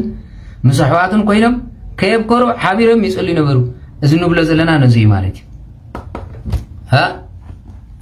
ሓምሳ መዓልቲ ብሓጎስ እዮም የብዕልዎ ነይሮም። ስለዚ ቀፂሉ ከምዚ ይብል ማለት እዩ ኩላቶም ሓቢሮም ብሓንሳ ነበሩ። ብሃንደበት ከዓ ከም ሓድሽ ብርቱዕ ህቦ ብላ ንፋስ ካብ ሰማይ ድምፂ መፀ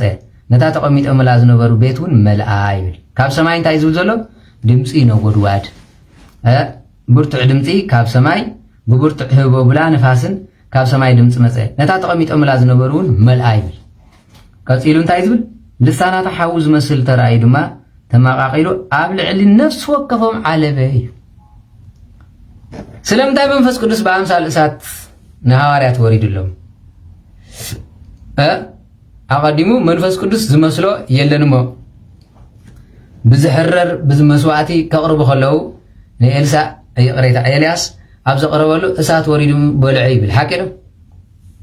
እስራኤላውያን ክዛረቡ ኢሎም ናብቲ ገባ ምስ ከዱ ዘፍርሕ እሳት መፀሞ ንሕና ናብዚ ንኣቱ ንስኻ ጥራይ ኣብኡ ከይድ ኢሎም ንሙሴ ሰደድዎ ኢሉ ሙሴ ተደልዩ ማፍ የብሎ ማለት እዩ። እሳት ናይ ሓዊ ማይ የጥፎ እዩ። ዝበርታዕ እሳት ተዝህሉካ መልኣኽ የጥፎ እዩ። እግዚአብሔር ኣምላኽ ዝህቦ ግን መንፈስ ቅዱስ ብኣምሳለ እሳት እዩ። ንቆጥቋጥ መፂ ዘየቃፀላ እሳት እዩ። ሓቂ ዶ? መሊሱ ኣለምለማ ኣልመዓ። ስለዚ ካብ ሰማይ ዝመፅእ እሳት ዘንፅህ ዘፅሪ እንደገና ድማ ዘለቡ እዩ። በዚ መሰረት ስለ ዝኾነ እዩ ማለት እዩ። ከምቲ እሳት ንወርቂ ዘፅርዮ ንዓና ድማ መንፈስ ቅዱስ እንታይ ገብረና እዩ? የንፅህና እዩ። ዝተሰብረ ልቢ ይህበና ንንስሓ ክንፅሊ ንዕኡ ክንጥምት ወዘተረፈ መንፅሂ ዝብሎ በዚ ስለ ዝኾነ ብኣምሳለ እሳት ወረደ ይብል። መንፈስ ቅዱስ ክዛረቡ ከዓ ከም ዝሃቦም ብካልእ ቋንቋ ክዛረቡ ጀመሩ እዩ። ንነፍሲ ወከፎም ዝብል ዘሎ ድማ ንቅዱሳን ኣንስቲ ናተን ፀጋ፣ ንሰብዓን ክልተን ኣርድእቲ ናቶም ፀጋ፣ ንሃዋርያት ፀጋ። ካብ ፀጋን ፀጋ እውን ይፈላለዩ ሓቂ መንፈስ ቅዱስ እንድሕር ደኣ ወሪዱ ኣብ ኩላትካ ሓደ ዓይነት ኢኻ ትዛረብ። ሓደ ዓይነት ፀጋ ኣለካ። ንነፍሲ ወከፎም ዝብሎ ዘሎ ቃል ኣብ ቤተ ክርስቲያን ኩላትና ክርስቲያን ብኻና ሓደ ዓይነት ፀጋ ኣለና። እቲ ሓደ ናይ ራእይ፣ እቲ ሓደ ናይ ምትርጓም፣ እቲ ሓደ ናይ ምምሃር፣ እቲ ሓደ ናይ ምምዓት፣ እቲ ሓደ ቋንቋ ናይ ምፍላጥ፣ እቲ ሓደ ናይ ምቅዳስ፣ እቲ ሓደ ናይ ምፅላይ፣ እቲ ሓደ ናይ ምምፅዋት፣ እቲ ሓደ ቤተ ክርስቲያን ናይ ምህናፅ ወዘተረፈ ፀጋ እግዚኣብሔር ጉዳይ። መንፈስ ቅዱስ ኣብ ልዕሊኻ ዓዩ ክበሃል እንተኮይኑ ግን ክትሰርሐሉ ከለካ እዩ። ስለ ዝኾነ ንነፍሲ ወከፎም ዓለበ ኩላቶም ድማ መንፈስ ቅዱስ መልኦም። መንፈስ ቅዱስ መልኦም እንታይ ማለት እዩ? መሊእዎም ከም ጀሪካን ቢቕቢቕ ዝብሉ ኣይኮነን። ምልኣተ መንፈስ ቅዱስ ማለት ፀጋ ዝተመልኣኪ መንፈስ ቅዱስ ዝሓደረኪ ኢሉ ምልእተ ፀጋ ኢሉ ሓቂ ዶ? ምልእተ ፀጋ ስለ ዝኾነት እንታይ ገበረት ኢሉ ንእግዚኣብሔር ወለደት። ንኤልሳቤጥ ድማ መንፈስ ቅዱስ መልኣ ይብል። ንሳኻ ብሓድሽ ልሳን ሰብ ዘይሰምዖ ሰብ ዘይተዛረቦ ምስጋና ውፀት እዩ። እንታይ ኢሉ ኣደ ጎይታ ይበለት እዩ። ስለዚ መንፈስ ቅዱስ መልኦ ማለት ዕዮ እግዚኣብሔር ኣምላኽ ንምስክርነት በቃዕ ማለት እዩ። በቲ ካልኣይ ድማ ሰብ ክበፅሖ ዘይክእል ሓይሊ እግዚኣብሔር ኣምላኽ ኣብ ልዕሊ ተገልፀ ማለት እዩ። መንፈስ ቅዱስ ዝመልኦ እዩ ድሕር ተባሂለ ሓደ ሰብ ካብ ሰቡ ክገብሮ ዝኽእል ፍልይ ዝበለ ፀጋ ኣለዎ ማለት እዩ። ስለዚ ምልኣት መንፈስ ቅዱስ ማለት በዚ እዩ። መንፈስ ቅዱስ ምስ መልኦም ድማ ነቲ ዓረብ ዝዛረብ ብዓረብ ክዛረብዎ ጀሚሮም፣ ነቲ ብሮማይስጥ ዝዛረብ ብሮማ ክዛረብዎ ጀሚሮም። ኣብዚ ድማ ውሕዳት ህዝብቶም ምስክር ዝመፁ ክንደይ ምዃኖም ሓደ ክልተ እንዳበልኩም ጥቐሱ እዮም። ነፍሲ ወከፎም ከዓ ካብ ህዝቢ ዓለም ንእግዚኣብሔር ዝፈርሁ ኣይሁድ ኣብ ኢየሩሳሌም ነበሩ። ካብ ህዝቢ ዓለም እዩ ዝብል ዘሎ ኣብ ህዝቢ ዓለም እንድሕር ኮይኖም ክንደይ ቋንቋ እዩ ዘሎ ኣብ ዓለም መሊኡ። ቀፂሉ ከምዚ ይብል እዚ ድሃ እዚ ምስ ኮነ ድማ ብዙሓት ተኣከቡ። ነፍሲ ወከፎም ከዓ በብቋንቋኦም ክዛረቡ ምስ ሰምዑ ከዓ ዝብልዎ ጠፍኦም ይብል። ሕጂ መንፈስ ቅዱስ ምስ መልአኩም ፕሮቴስታንት ትዛረብዎ ቋንቋ እንታይ ይበሃል? ዕብራይስጥ፣ ዓረብ፣ እንግሊሽ፣ ጀማይካን፣ ስዋሂሊ እንታይ ዝበሃል ኣፈ ወርቂ እዞም ፕሮቴስታንት ትዛረብዎ ዘሎ ቋንቋ? ሃሌሉያ ሙዚቃ ሃሌሉያ እኳ ዝፈልጠሎም ነገር የብለን። እዚ ሻራን በራራን ኮራራን እንታይ ይብሉ እዮም? እዚዳ ሰዋስ ትብለለኻ እንታይ እዚዳ ትብለለኻ እንታይ ቋንቋ እዩ እዚዳ? باي ذا واي يردوني ولا حتى نسينا نسدعمو بزح ودي كيروسي انا كم قبل ودي كيروس بهاني الحجو قاتلي شرران بقولوا راح ترررررر يزو تررري بقى ولا حتى انا سمع نجر حنت قضيه باللي انت ترجم انت الجاي هاي نجرك هذا ولا حنت ما اذا حكي بلوين زيرم يسوع كل خلو حنت ترجمنا يسوع بلد هراي بقول انت ياخلوكم دلي مالتي اذا قاقازي زجمرلو اب اسيا ابزنورلو غزي بروتستانت خصبخم كلو مدر مسن قطقطاي ابابابابا زبل زنبره بوغير قصيلو شررررر زمسل شررررر غرغرغرغر زبلو بوغير قصيل زبلو تمصنعتنا تيولوجي ክትከይድ ከለኻ ማለት እዩ ቋንቋ ተዛሪቡ ተባሂሉ ሓደ ሰብ ትርጉም ካፍለጥ አለው ሓቀል ስለዚህ ትርጉም ዘይብሉ ቋንቋ ኣብ ዓለም የለን በቋንቋ መላእክት እኮ አንተ ዝዛረብ ይሉ መላእክት ዛረቡ ቋንቋ አንተ ሃለም ናይ መላእክት ዝፈልጡ ሰባት አለው ማለት ሓቀል አትሊስት ግን ኩልኩም ፕሮቴስታንት በተስተዋሃበኩም መንፈስ ቅዱስ ትብለዎ ዘለኹም ማለት ነንባዕሎም እንኳ ክትራዳዱ እንተ ዘይክኢልኩም ሰይጣን እንዳይዕገርግረኩም ይህሉ ወይስ እግዚአብሔር ምክንያቱ ፓስተር እገለ ዝዛረቦ ሓደ ፓስተር ዝዛረቦን ነናቶም እቲ ሻራራ ክብል ከሎ ሓደ ኣሜሪካ ሬክቢ ክብለካ ይኽእል ባይ ዘ ወይ ኣነ ትመስለኒ ዝነበረትኳ ከም ዝካራተ ናይ ቻይና ሃስኩዳቺ ገለ ትብሎ ምሽ ነይረ ቀደ ቺ ሃ ስኩ ገለ እንዳበልካ ትመሃሮ ሱስኳ በቋንቋ ቻይና እንታይ ማለት ምዃኑ ትፈልጥ ኢኻ እዚ ግን ሐዋርያት ሓድሽ ቋንቋ ተዛረቡ ማለት ተዛረቡ ቋንቋ እዚ ነፍሲ ወከፎም ካ ህዝቢ ዓለም ካብ እግዚአብሔር አምላኽ ዝፈሩ አይሁድ ኣብ ኢየሩሳሌም ነሩ እዚ ዳሃይ እዚ ምስምዑ እስኮነ ብዙ ህዝቢ ተኣከበ ኢሉ መንፈስ ቅዱስ ኣብ ዘሎ ተኣከበ ኢሉ ንነፍሲ ወከፎም ካ በቋንቋኦም ክዛረቡ ምስ ሰምዑኻ ዝብሎ ጠፎም ከምዚ ዝስዕብና በልኻ ኩላቶም ተገረሙ ተደነቁ ንሆ ዘም ዝዛረቡ ኩላቶም ገሊላውያን ዘይኮኑ እቶ የናስ ዘላ ዓዘራ ይኮነን እቶሞ ቋንቋ ስምዕልና ተርጉመልና እንታይ ደጸገማለ እስኪ ካብ ፕሮቴስታንት ኮይኑሲ ቋንቋ ምዝራብ ዘጽሕተልይኩም ሓደ ጸሓፍ ከቶካ በቋንቋ ጸሎት በቋንቋ ስብከት አለኮ ቋንቋ መላእክት ዘይለኮ ይኮነን አሎ ግን ትርጉም ዘለዎ ኣሎ ሓደ ሰብ ተሃልዩ ሓደ ሞይ ጸሓፍ ክነእትዎ ሽዑ ክንሰምዐኩም ማለት ስለዚ እዚኦም ከዓ ዝዛረቡ ኩላቶም ገሊላውያን ዘይኮኑን ከመይልና ዳ ኩላትና በብዝተወለድና ለቋንቋ እንዛረብ ንሰምዑም ኣለና የሚለው ሓቀ ህጂ ፕሮቴስታንት ቋንቋ ንሕር ተገሊጽልኩም ዓረብ ክትዛረብለኩም ስዋሂሊ ክትዛረብለኩም እንተ ዘይኮይኑ ግን ተገሊጽልኩም ዘሎ ገርማዕማዕ ጥራይ ዝኸውን ዘሎ ኣይጽሓፍ እንታይ ኢሎም ቀደም ብሌንሲ እንዳ ዜና ይከፈተልና ካብ ትሽዓተ ብሄራት ኢሎም ናብ ኢሳያስ ከይዶም ይበሃል ብሌን ማለት እዩ ሽዑ ወዳ ኣፈወርቂ ከምዛ ትፈልጦ ዓዘረኛ እዩ ብሌን ዳ ቋንቋኹም ኣይፅሓፍ ኣይንበብ ኢሉ ስለዚ እንተሃብናኩምስ ብምንታይ ዜና በየናይ ኣርእስቲ ክጅምሩ ከመይ ጌርኩም ክፅሕፍዎ ኢሉ ኣይፅሓፍ እንዲ ብሌን ባይዘወይ ከምኡ ክበሃል ሰሚዐ እዮም ምርኣነ ብእዝነይ ራኹ ይፅሓፍ ዲ ኣፈወርቂ እቲ ኣይፅሓፍን ይመስለኒ ግን በትግርኛ ሓጂ ጽሕፉ እዮም ትግርኛ ፊደላት ትግርኛ ተጠቂሞም ይብልዎ እዮም እወ ትግርኛ እንተኸሉስ ክፅሓፈሎም እዩ ሕጂ እንታይ ኢሎም ማለት ይበሃል ቅድም ነጊረኩም ምሻሓቀ ኣብ ወፃእ ዝነበረ ወዲ ክትምርዖ ደልያስ ቴሌፎናት ሳሎን ዝነበረሉ ግዜ ዝመፀሉ ቴሌፎን ሳሎን ትበሃላ ምስ ነይረናይ ሕጂ እንታይ ደልያ እንታይ ዝበለ ወዲ ክደሊ ኢሎም ማስ ምምርዓ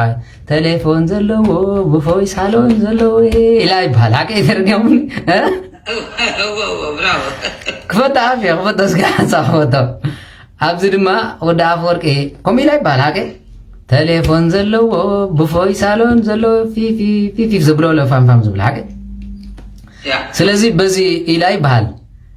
ኣብዚ ከዓ ንወዲ ኣፈወርቂ ከምኡ ምስ በሎም ኣብቲ ቋንቋ ከዓ እንታይ ኢሎም ሕጂ ብሌን ባይዘወይ እንታይ ፅቡቅ ኣሎ ብሌን እንተኢልኩምኒ ማሰ ኣውለን ንብሎም ምሻ ኣሎ ከምኡ ብጣዕሚ እዮም ዝፈትዉ ማሰን ኣውለን ናይ ብሌን ነንባዕሎም ከምዚ ኣብ እንዳስዋ ኣቲና ንብሎ ከምኡ ባህሊ ኣለዎም ብጣዕሚ ፅቡቅ ባህሊ ማለት እዩ ሕጂ መጨረሽታ ወዲ ኣፈወርቂ እንታይ በለ ቋንቋኹም ኣይፀሓፍ ኣይትርጎም በለ ሕጂ ነዚ እንዳበሉ ኢሎም ተቐቢሎሞ ይበሃል ሓቂ ዲ ሓሰት ንኸረን ጌርኩም ሕተቱ ባይዘወይ ግን እንታይ ዝብል ማለት ማለት 3 ዓመት ገይረ እንደት ናይ ቦታ ሚልን እወ እዚ ዝውትር እዩ ነይሩ በቃ ይዝረበሉ ነይሩ ምሳይ ዝመሃር ነይሮም ዳርጋ 7 ሚልን ክልተ ምሳይ ዝመሃር ኣዋል ነይረ እቶም ካልእ ነይሮም ሕጂ ተኣኪቦም ንመይኖም ከም ዝደርፍለዎም كم زي بحجي ببنات كان لو مشت زناق عن حمل ماله أبي تكنيكال سكول ولا هجي بعد كندا لا كابز كله بحالهم زعقوا زراهم سم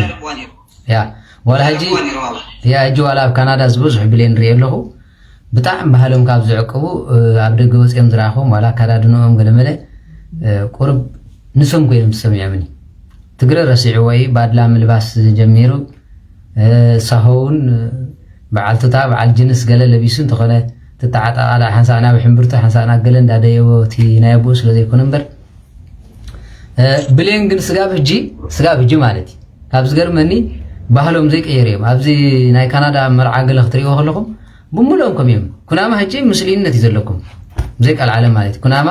ኣብ ባህሊ መርዓ ከምዚ ናይ ትግርኛ ከም ትገብሮ ማለት ትግርኛ እንጂ ሙስሊ ዝበሃል ካብ ኤርትራዊ ተደሊ ሳህዋ መስሊ ደሊ ተደሊ ዓፋር ተደሊ ኩናማ በቃ ዘይንሱ ምምሳል ዝፈቱ ወላ ጻዕዳን ተሪኡ በቃ ፋሽን ሾው ከሆነ ይዝደሊ ትግርኛ እዚ ባልሓንቲ ነፍስና ስለ ዝኾነ ንገብሮ ዘለና እዩ ወላ ዒድ እንተኮይነጂ ብሩኽ ዒድ ክብለኩም ንብሪ ግን ጀለቢያ ክደን ንብሪ ኣይኮን እንታይ ይገልጽ እንተልካ ባልሓንቲ ዘይምልኹ ኣምላኽሲ ንዑ መግለጺ ዘይኮን ክዳን ክኽደን ኣይግባል እቶም ሙስሊም ባይዘወይ ከምቲ ንወቕሰኩም በቲ ሓደ ከዓ ነድንቐኩም እንታይ ንሕር ተባሂሉ ኣዝኹም ንፍዓት ስለ ዝኾንኩ ኣከዳድናኹም ንትግርኛ ክትሐጉስ ኢልኩም መቸ መስቀል ኣይትገብሩን ሓቀል ዘይሕሰብ إذن أدنى كن حلقوس مسلم أو نعرقوي لهم باي حلوم زي يقدف أو نعرقوي واترقوس يقولون باي محلوم بري نو كم بعلو ده حج زي ماريام نسخ محل يخلني وسيا محليهم تم تاركان يوم محليهم بحافشة أتمنفس قدس يسعرهم يدولي ويم كنا تخرستنا أنا يبون من هبوس لزغنين بر هجا أنا كنتي على باب ساق لما الإخفاء بحالا نسوت رايقان مال حانت قال تقريني أنت قينا مسبحة جلبيا إن حدا جفت هباتو يبحال مالتي ستة زمت أجن أنت أبريج أنا أنت قينا خبامبر تلفي زريعة خبايت حسبه ويمس أحب قدس جزيو سلم ما بيتاچن كباقله أي تحسبه ما ناتخمس جبر كافر جيس بحال أبانا ما خابز قرمكم سولمون نقول خريكم كل خط بيت مقدس نسوي تخو حقوسي لبيتاوت مسرح እግዚአብሔር ጸጉ ገፈፈ ይብል ካልክ ብለኩም ከም ሰብ ኖርማል ክትወጽሑ ንብሪ አምጻ ቢልካ ግን መስበሓ መስገድ እዚህንካ ማለት ግን ኣብ ሃይማኖት ክህደት ይናጥፋ ይኸትብሉላ ባይና ሃይማኖት ማለት ንድኻ ምርዳእ ግን አስላማይ ክርስቲያን አይብል ቀዲምካ ንዝቀርበካ ድሕሪ ድማ ንኹሉ ኣነ ከም እግዚአብሔር ባህር ክልወካ ኣሎ ንዓምጽ ኢኻ ነዚ ስራሕ ኣነ መስጊድ ስራሕ ትብልን ክሳድ ይቁረጽ መራ ይሰርሕ ንስላማይ ጠሚ ሃቦት ኢልኩም ንግን ኩበ ምኽንያቱ እግዚአብሔር አምላኽ ንዘይኣበሱ ንኣመንዝራ ከይተረፈ እኽሊ ይኸልል ናይ ዘለዓለም መሰረት ስለ ዝኾነ መጽለሊ ማይ ክዳን ኣይኽላይ ካብኡ ሓሊፍካ ንዓ መስጊድ ስራሕ ማለት ግን ንዓስዮ ልእቶ ኢልካ ተጥፎ ስለ ዘለኻ በቤተ ክርስቲያንና እውን ትውገዚኻ ክትቆርብ ኣይግበአካን መስጊድ ዘስራሕኻ እንተሃልዩ በቤተ ክርስቲያን ካህን ኣይኮነን ይስጎቡ هجيب زنا إثيوبيا مسجد قش جل سريح وجل الله منتاجر خف بالكم مسجد حسدي هو خامو نسمع عمو تاع قبر على زلا ما خير ويس قدم مرتادا سلازي نبتي كنملسن كلنا حواريات منفس قدس مسوردهم حدش ቋንቋ ተዛረቡን መት ቋንቋ እንታይ ይባሃል እንታይልኩም ነው ድማ خزاربو خلو ገሊላውያን ደኮኑ ከመገርና መት ቋንቋ ተዛረብና ተወለድናል خزاربو ንሰምዕ ማልና ንሕና ሰብ ኤርጠስ ሓደ በሉ ሓደ ቋንቋ በሉ ሰብ ሜዶን ክልተ በሉ ሰብ ኤላን ሰለስተ በሉ ሰብ መሶጶጣምያ 4 በሉ ሰብ ይሁዳ 5 በሉ ሰብ ቀጶዶቅያ 6 በሉ ሰብ ጴንጥስ 7 በሉ ሰብ ኤስያ 8 በሉ 9 ዝሆን ዘሎ አፍሪካ 9 በሉ ፊንግልያ ዝበሃል 10 በሉ ግብፂ 10 ሓደ ግብፂ ባይዘው ዓረብ ከም ዘይነበረ ቋንቋ ንፈልጥዮም ሃገር زوم يجي زلوا عرب حب سعود عرب زمتيهم قلت أنا يكون سلزي حبش عينيرو مدري حبش عينيرو سلزي قلت لهم دما سب كيرين كباب كيرين زلوا 10 حدا بلو عدتات ليبيا 10 خلطة بلو روما 10 سلسة بلو اليوم كلهم هايمانوت أيهود زعمرو وجنات حزاب كاب سب كيرتسن عربن كانيرهم 10 5 10 شديد شوام كا نوغا ببقام أنا بزعبات عبي قبري أملاك كزاربون سمع مالنا إلهم أبدي أترى 10 شعات قام قاطع يسألكم الله هواريات مسورة لهم 10 شعات تزاريبهم نتي بلين نبره ببلين نتي كناما زنبره بكناما خمرداء مالتي بروتستانت ቋንቋ مستغلصلكم بمنتاي نمن አረዲዮም ተልቲ بتግርኛ ከተረዱና ይቃልኩም እንታይ ትብላለህ ኃይልካዩን እዚ ገጹ ይባል ስለዚህ ሻራ ባራ ባባ ሽዕ መጨረሻ ኢየሱስ ጌታ አሜን ዋ እዚ አህጂ ቋንቋ ክትከውን ትኽእል በቋንቋ ጸሎት ክትከውን ትኽእል ካብዛ መጽሐፍ ቅዱስ ወፃ ያዚያ ቀጽሎም ድማ አምላክ ዛረቡ ንሰምዑም አለና ኩላቶም ሰንቢዶም ዝብሎ ጠፎሞ ንሕድሕዶም ማ እዚ ነገር እዚ ስንታይ ኮን ይኸውን ተባሉ አይሁዳውያን ግን ታይሉ መስ ጉዕሽ ሰትዮም የምሰኺሮም ሃራይ እዚ ሰኸረ እንታይ ይዛረብ እንታይ ቋንቋ ይዛረብ ሰኸረ እስኪ ተሰኺርኩም እንታይ ዓይነት ቋንቋ ትዛረቡ ካለ ቋንቋ ትዛረቡ ዲኹም ሕጂ አፈወርቅ ተዘሰክር ኣብ ዓድና እንታይ ይገብር ብትፈልጥ ቋንቋ በልጅም ይበል ክብሎ ሓቀል ሓንሳ ዓረብ ሓንሳ በልጅም ዝሰኸረ እንታህሊ ዝፈልጦ ቋንቋ ሓዋዊሱ ይዛረብ ሓቀል እዚኦም ግን ሓድሽ ቋንቋ በብት ሰብ ዝተወልደሉ ክዛረቡ ንሰምዑ ማለና ይድ መንፈስ ቅዱስ ስለሓደረን ሰኸረን በበየ ኣነ ተዘሰክር እንታይ ኢለ ክዛረብ ዝኽእል ሓንሳ እንግሊሽ ክዛረበኩም ኸለ ሓንሳ ዕብራይስጥ ክዛረብ ኸለ ሓንሳ ኣምሓርኛ ክዛረብ ኸለ ሓንሳ ግእዝ ክዛረብ ኸለ ሓንሳ ኸ ዓረብ ክሕውሰልኩም ኸለ እዚአን ተም ብኸፊል ኣነ ዝፈልጦም ቋንቋ እየን ማለት እንድሕር ኣብ ስዑዳያ ዝነበረ ትግራዋይ ንኤርትራ መፂ ምስ ሰኸረይ ንዓላቡ ክብሎም ይኽእል ይነብዎ ሓቀን ንዓልዲነ ክብሎም ይኽእል ኣቦይ ምስ ሃይማኖት ጋር ጥፍካ ዝብሎ ዘሎ ረዲኹምኒ ስለዚ በዚ ማለት እዩ በዚ ስለ ዝኾነ ዝሰኸረ ዝበሃል ኣብ ልቡ ዝፀንሐ ቋንቋ ይዛረብ ሓቀን ዝዓበደ እንተኾይኑ ግን በሎ መሓዞም ሰዶም ይኽብል ትብኡ እምሩ ዘሎ ሒዙ ዝዓብድ እዚኦም ግን መንፈስ ቅዱስ ስለ ዝመልኦም ብኩሉ ቋንቋ ተዛረቡ አይሁዳውያን ግን እንታይ ኢሉ ንግሆ ሰኺሮም እዮም ዛረቡ ጴጥሮስ እንታይ ኢሉ ገና ንግሆ ሳልሳይ ሰዓት እዩ ዘሎ ሰዓት 9 ማለት እዩ ገዝ ሰዓት 9 ሰክር ሰብ ኣሎ ዲ ንግሆ ሰብ ካብ መደቀሱ ከማን ጽቡቕ ገይሩ ኣይተሰአን ማለት እዩ ስለዚ በስ ስለ ዝኾነ እዚ ዘይከውን ኢሉ ሽዑ ጴጥሮስ ነቶም 11 ተንስዩ ድምፂ ዓው ኣቢሉ ከምዚ ኢሉ ተዛረቦም ኣቶም ሰብ ይሁዳ ኣብ ኢየሩሳሌም እትነብሩ ኩልኻትኩም እቲ ዝኾነ ነገር ምእንቲ ክትፈልጡ ጽን ኢልኩም ስምዑ ከምቲ ንኣኻትኩም ዝመስለኩም እዚኣቶም ስኹራት ኣይኮኑን ምኽንያቱ ገና ሳልሳይ ሰዓት መዓልቲ እዩ ዘሎ እዚ ግና ከምቲ ነቢ ኢዩኤል ዝበሎ እዩ መንፈስ ቅዱስ ስለ ዝሓደረ ይረይዎ ምስ ጎይታ ከሎ መጽሓፈ ነቢያት ዝፈልጡ ይነበሩን ገሊኦም ገፈፍቲ ዓሳ ገሊኦም ኣብ ስርሖም ዝነበሩ ገሊኦም እውን ምስ ዮሃንስ ዝነበሩ ነይሮም ማዕረ ቋንቋ እንሆ ማዕረ ፍልጦ መጽሓፍቲ ድማ ከፈተሎም ማለት አንተበይ መዝሙረ ዳዊት ጠቂሱ እጂ ድማ መጽሓፍ ኢዩኤል ከምዚ ይብል በተን መዓልታት እተን ክኸውን እዩ ይብል አምላኽ ኣብ ልዕሊ ኩሉ ሰብ መንፈሰይ ከፍስስ እየ ኣወዳትኩምን ኣዋልድኩም ክንበዩ ኣጓብዝኩም ከዓ ራእይ ክርእዮም ኣረጋውትኩም ድማ ሕልሚ ክሓልሙ እዮም ዝብል ቃል ኣሎ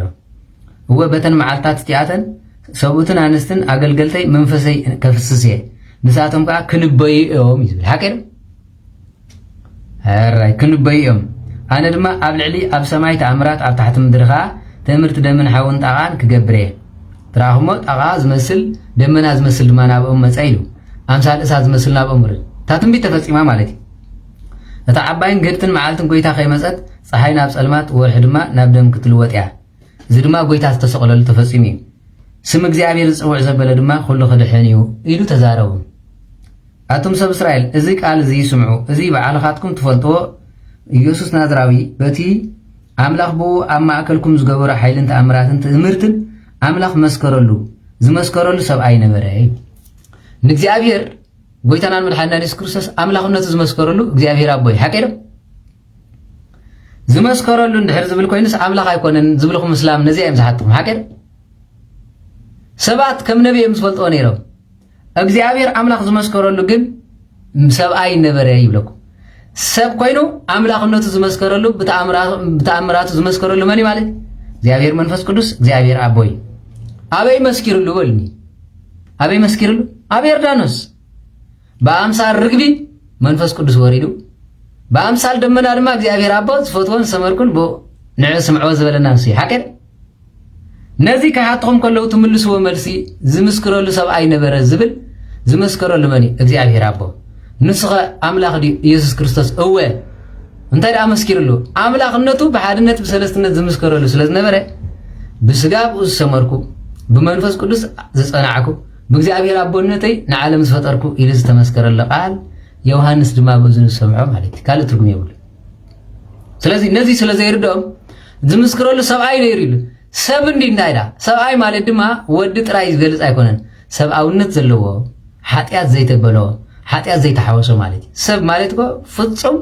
ነው አዳም ማለት ይምበር ኩለና ሰብ ኒና ንጽዋዕ ማዓት ዲያብሎስ ሰብ ኮይኑ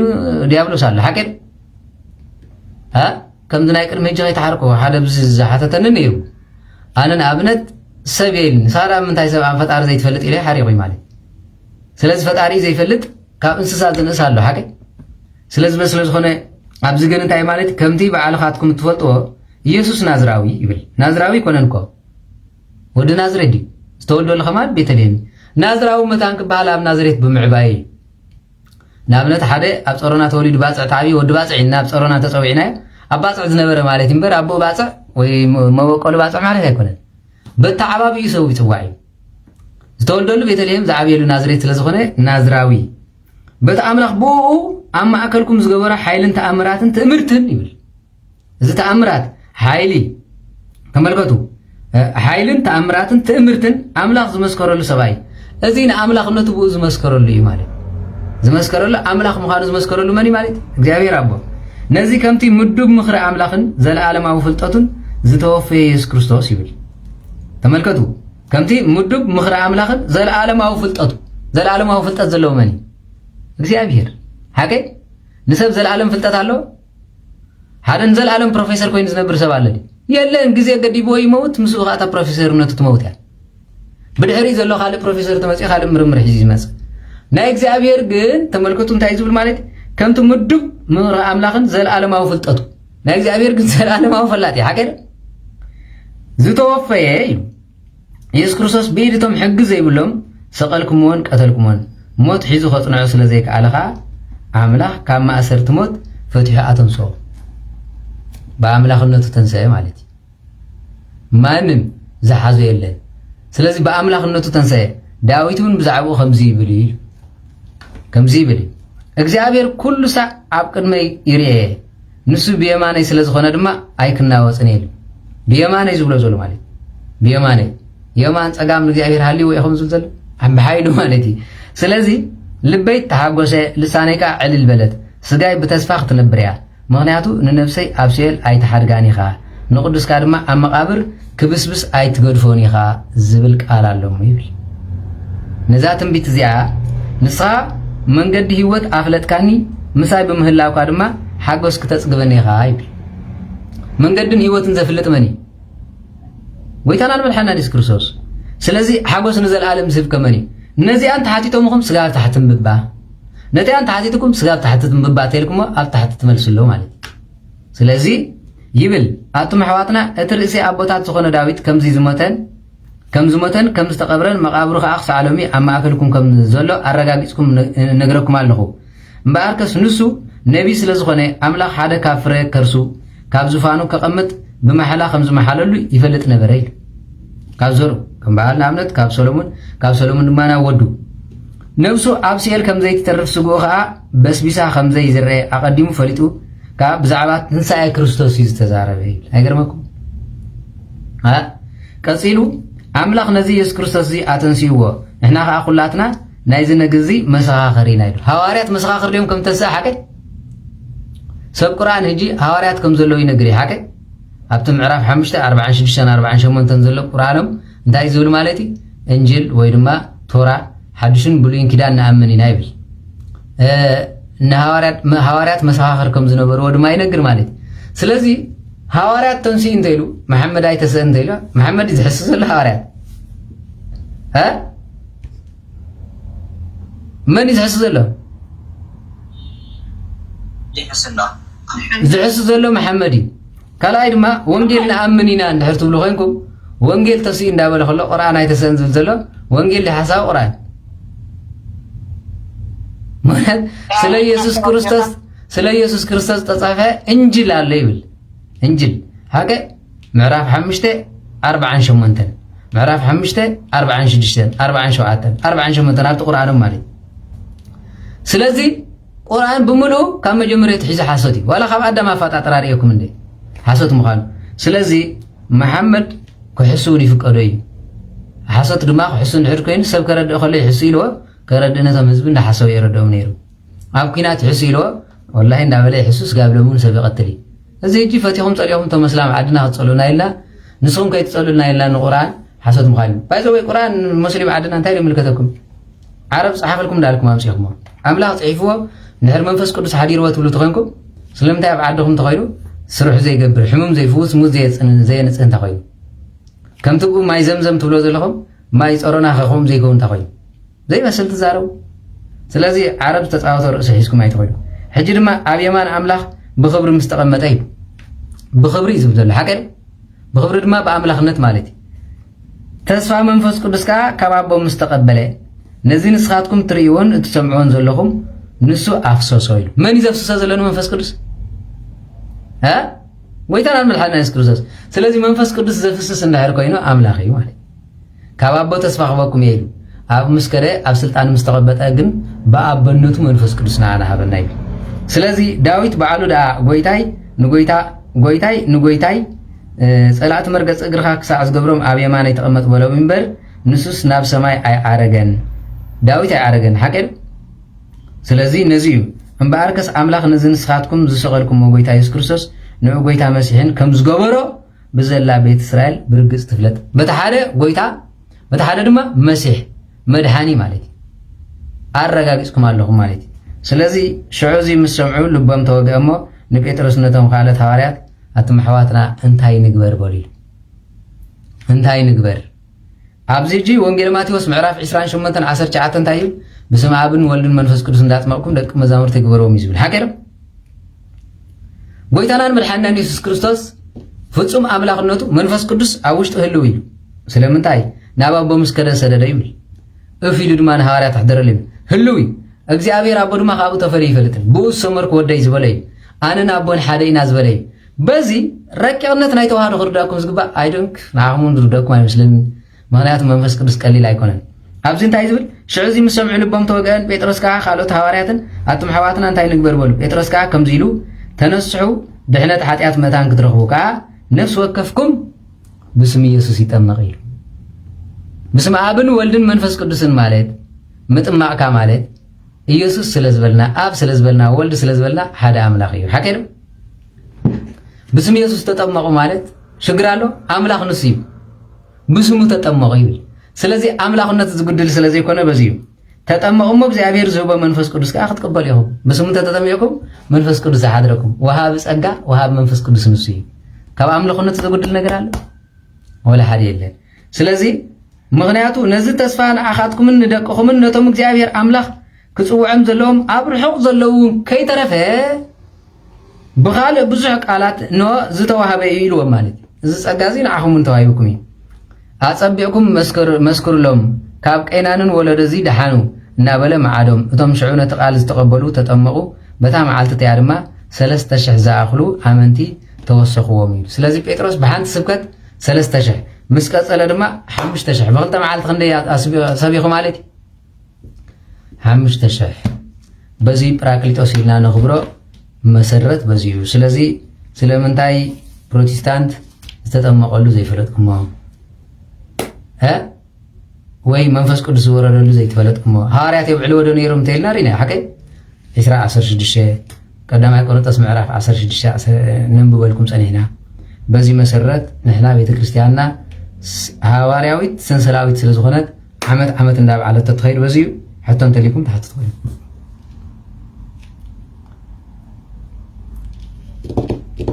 ሕቶ ተሊኩም ሓደ ተዘየልዩ ናይ መጨረሻ በዓለ መንፈስ ቅዱስ ስለ ዝኾነ ክንዝምር ኢና ማለት እየ ሓደ 3 መዝሙር ንዝምር በዚ ካልኣይ ድማ ጵራቅሊጦስ ከም ዝበዓል ነግረኩም ሓቂዶ ግብረ ሐዋርያት ምዕራፍ 16 ቀዳማይ ቆሮንቶስ 16 ካብ 8 እስካብ 9 ግብረ ሐዋርያት ምዕራፍ 14 ታትሲት ስለዚ ሐዋርያት ከከይዶም የብዕሉ ነይሮም ከይትታለሉ ከምዚ ገይሮም ናይልኩም ማለት እዩ እንደገና ድማ ግብረ ሐዋርያት ምዕራፍ 18:21 ከምዚ ይብል በዚ ዝመጽእ በዓል ብዝበልኩ ኣቢለ ኣብ ኢየሩሳሌም ክውዕል ይግባኣኒ እሞ ይብል በዓል 50 ክውዕል ይግባኣኒ እሞ ኣምላኽ ነቲ እንተፈቐዶ ናባኻትኩም ክምለስ ኢሉ ተሰናበቶም ካብ ኤፌሶን ከዓ بمركب غيرو خدايبل سلازي بعلى 50 ابا خبعل علني له يبعلا نيري بازا سو بزي كا مخنيات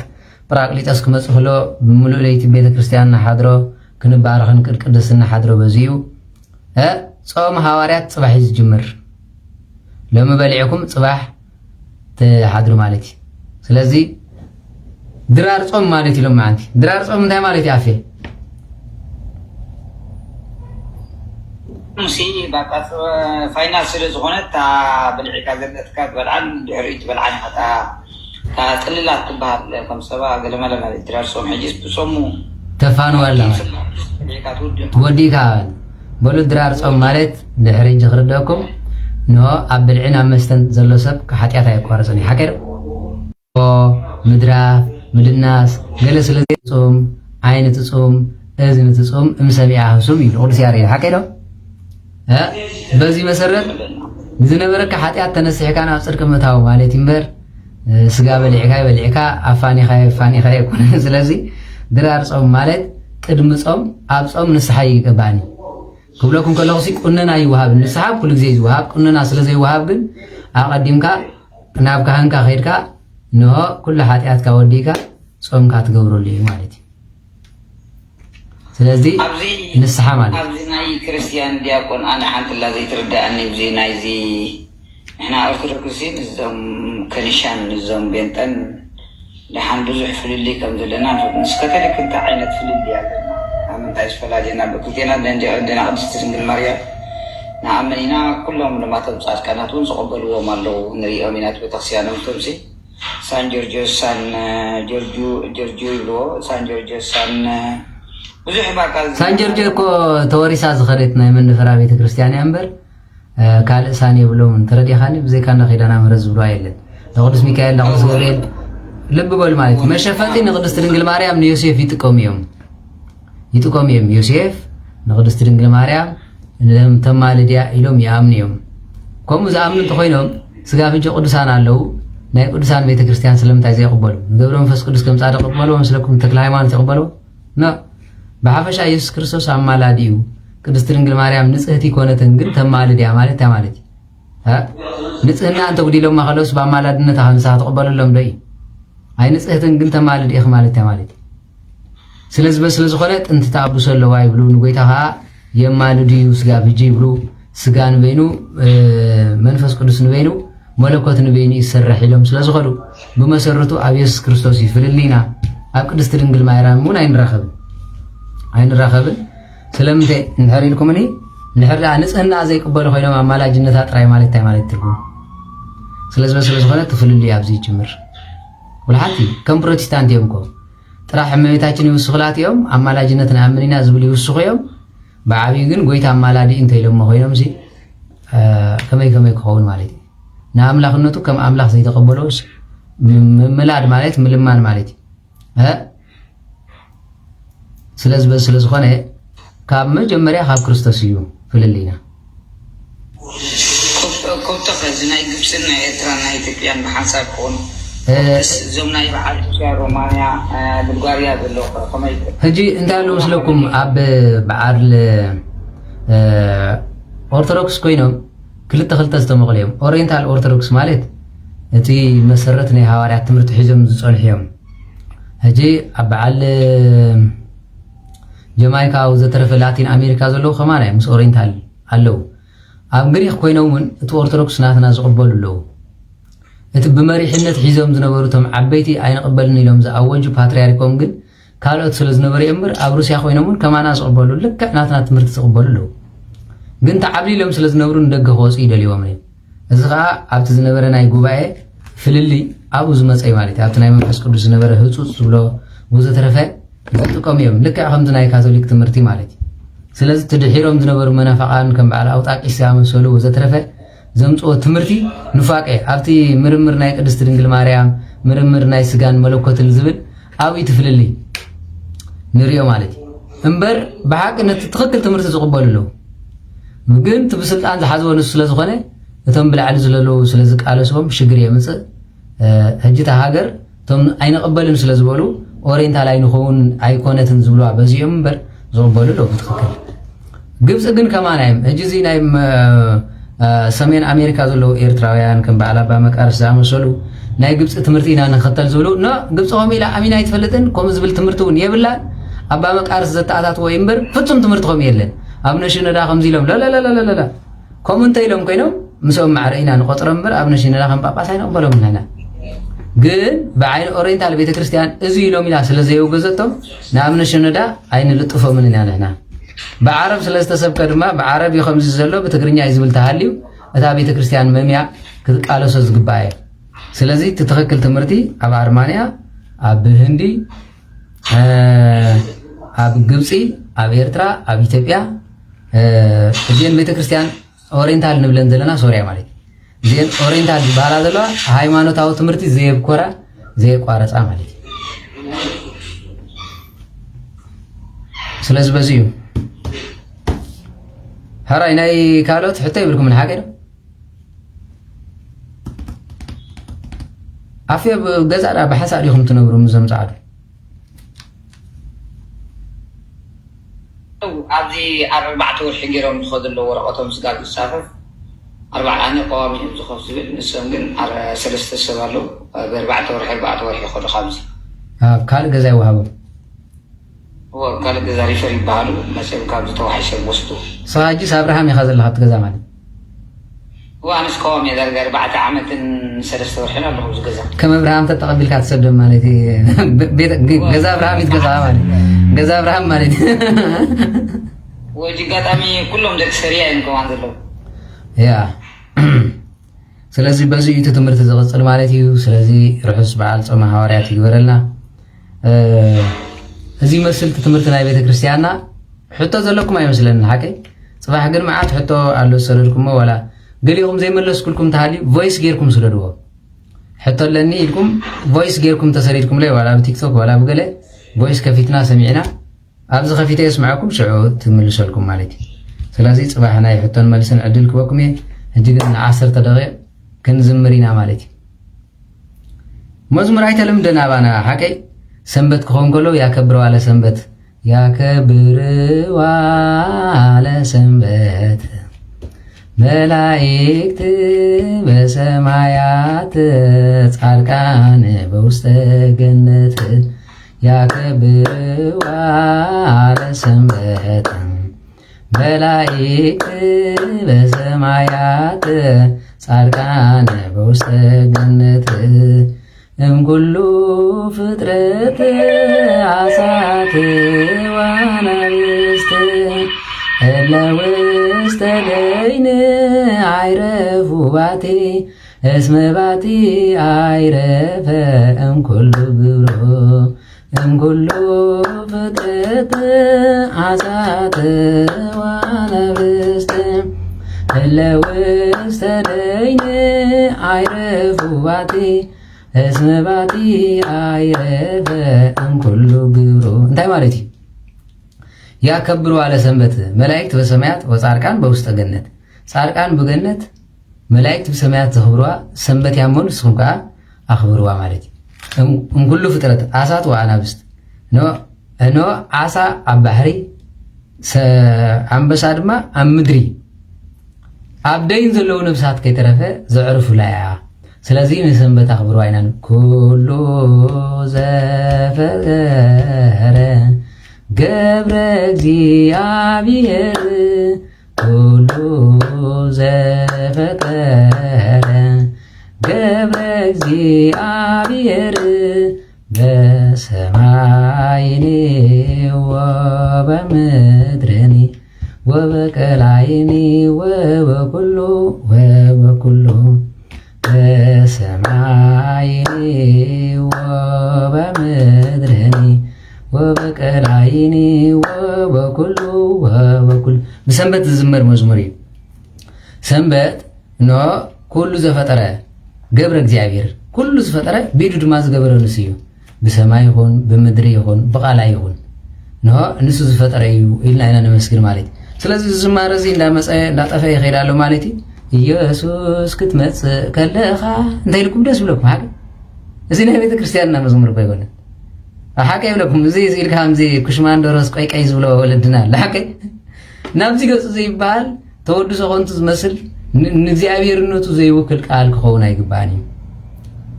እንታይ ዳ ይገብር እንድሕር ተባሂሉ በዚ ቤተክርስትያንና ተኽብሮ ነዚ ሎማዓንቲ ወረደ መንፈስ ቅዱስ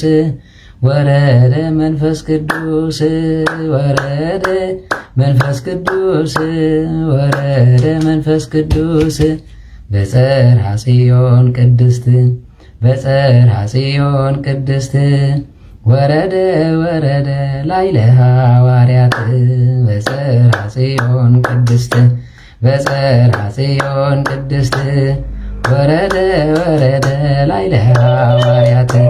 ወረደ መንፈስ ቅዱስ ወረደ መንፈስ ቅዱስ ወረደ መንፈስ ቅዱስ ወረደ መንፈስ ቅዱስ በጽርሐ ጽዮን ቅድስት በጽርሐ ጽዮን ቅድስት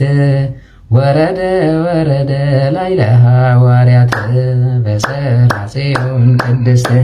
በጽርሐ ጽዮን ቅድስት ወረደ ወረደ ላዕለ ሐዋርያት ወረደ መንፈስ ቅዱስ ወረደ መንፈስ ቅዱስ ወረደ መንፈስ ቅዱስ ወረደ መንፈስ ቅዱስ በጽርሐ ጽዮን ቅድስት በጽርሐ ጽዮን ቅድስት ወረደ ወረደ ላዕለ ሐዋርያት በጽርሐ ጽዮን ቅድስት በጽርሐ ጽዮን ቅድስት ወረደ ወረደ ላዕለ ሐዋርያት። ስለዚህ በዚህ ኢላ ቤተክርስቲያንና አመስጊና ትኸይድ ባይዘወይ ትግዝ ክዝመር ከሎን ትግርኛን በበይኑ ውህበት ጸጋ መንፈስ ቅዱስ ኣለዎ እንድሕር ኢኹም ኮይንኩም ማለት እዩ አንተ በያብ ጽርሐ ጽዮን ጸሎት ክንገብር ከለና ስትሰብ ይርብሽ ነይራ ሓቂ ሰብ ጸጋኩም ናይ ስላሴ ክነብጽሕ ምጀመርና ወላ ተምጻዕሉ ሽቲሎም ስቕ ኢሎም ኣነ ሰንቢደን ባዕለይ ማለት ወይ ጻዕሉ በዚ ይዛረቡ ሓበሻ በዚ ይዛረቡ እጂ ኣብ ቲክቶክ ዝነበርኩም 6-700 ሰብ ነይርኩም እዚ ቪውዝ ብሎ ማለት እዩ መጀመርያ ዋ ሕጂ ትሰብ ይዝብል ስለ ዝነበረ ተደልዮም ይዛረቡ ሰም ጥራይ ይስምዕዎ ሓንሳ ሰብ ጸጋክሙ እዚ ንስላሴ ዝግባእ ክብሪ ንሓድነት ንሰለስትነት ማለት ሕጂ ከምዚ ምስ በላ ብሙሉእ ጸጥ ኢሉ ማለት እተን ኣንስቲ ዝነበራ ኣብኡ ዝነበራ ኩለን ትንብርከኽ ኢለን ኢደን ዘርጊሓንስ ብሙሉኦም ተምጻዕዱ ከዓ ንዕምሪ ምስ ዝርግሑ ዋይ ሕጂ ኣነ እንታይ ኮይኑ ሰንቢደ ምስሎም ኣብኡ ዝነበሩ እቶም ጻዕዱ ብፍላይ ገሊኦም መነኮሳት እዮም ነይሮም ሕጂ ንሳኾም እትብል ከለኻ እቲ መነኮስ ክንበርከኽ ከሎ ይኸብደካ እዩ ብዘይገድስ ሃይማኖቱ መነኩሴ ኮይኑ ግን ነታ ቃል ድምፂ ሰሚዑ ክምብርከኽ ከሎ ኣምላኽ ኣቦ ይቕረበለለይ መነኮሳት የንበርክኽ ኣለኹ ዝበልኩሉ እዩ ማለት ስለዚ ኣብኡ ጸልዮም ኣብ መጨረሽታ ሰላም ኢሎም ንኸይዶም ማለት ሕጂ እንታይ ይኽብለኩም ደለየ ሓድሓደ ግዜ እቲ ናይ ግእዝ ቋንቋ ወይ እቲ ናይ ግእዝ ቅዳሴ ናይ እግዚኣብሔር ውህበት ኣለዎ ይመስለኒ ክስበኽ እንከሎ ወይ ድማ ከምዚ ክብል እንከሎ ሓጎስ ፈጥረልካ እዩ ኣብታ ቦታ ምስ ኮፍ ኢልና ኩሉ ግዜ ቤተክርስትያን ክትኣትዎ ከለኹም ዝበሃል ስብከት ኣለ ሓቀ ተፈሳሒኩ ስመ እግዚኣብሔር ተፈሳሒኩ ቤተ እግዚኣብሔር ናውር ዝብሎ ሓቀ ኩሉ ግዜ ልመድዋ እዚኣ ዋላ ቆሪፅኩም ውሰድዋ እሞ ልመድዋ ቤተክርስትያን ክትከዱ ከለኹም ፅሙዋ እንተሃልዩ ስብከት ኣሎ ብቤተክርስትያንና ስብኽ ማለት ስብከት ማለት ብቕኔ ማለት ተፈሳይኩ እስመ ይቤሉኒ ቤተ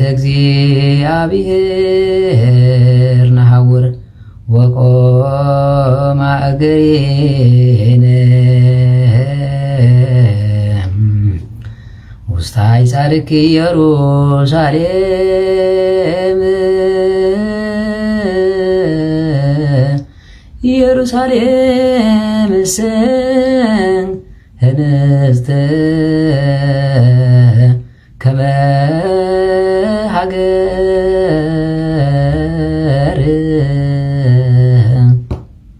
ተፈሳይኩ ጸሓፎ መብትኸመንት ጸሓፎ ንኣፈወርቂ ኸልምደ እንዴ ምሸት ክብላ ይድሓ ተፈሳይኩ ጸሓፉ ተፈሳይኩ ተፈሳይኩ እስመ ይበሉኒ ቤተ እግዚአብሔር ናውር ተፈሳይኩ እስመ ይበሉኒ ቤተ እግዚአብሔር ናውር እንድሕር ደሊኹም መዝሙር 120 ብግእዝ ኣለኩም ማለት እዩ ኣብቲ ሞባይልኩም ተውሪድኩሞ መዝሙር 120 ኣለኩም ማለት እዩ። ስለዚ ቤት መቅደስ ምስ ከድኩም ሰላም ለች ቤተ ክርስቲያን ቅድስት ማሕደረ አብ ወልድ መንፈስ ቅዱስ ቤተ ክርስቲያን ናይ አብን ናይ ወልድን መንፈስ ቅዱስን ማሕደረ ዝኾንኪ ክብርን ምስጋናን ንዓኺ ይኹን እዩ። ስለዚ ተፈሳይኩ እስመ ይበሉኒ ቤተ እግዚአብሔር ንሓውር ወቆማ እገሪነ ውስጥ አጻድቂ ኢየሩሳሌም እሰ ህንጽት ከመሃገር እዚ እንታይ ማለት እዩ? ናብ ቤተ እግዚአብሔር ንኸይድ ምስ በሉኒ ተሓጎስኩ ማለት እዩ። ናብ ቤት እስመ ይበሉን ቤተ እግዚአብሔር ንሓውር ወቆማ እገሪነ ውስጥ አጋርና ኣብ ኢየሩሳሌም ቆይመን ኢየሩሳሌም ድማ ህንጽት ከመሃገር መንግስተ ሰማያት ተመሲላ ዝተሃንጸት ንስያ ማለት ትርጉም። ስለዚ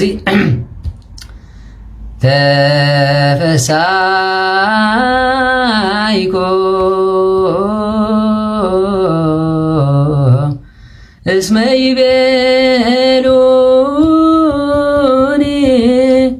ቤተ እግዚአብሔር ንሓውር ወቆማ እገሪነ ውስተ አዕጻድቂ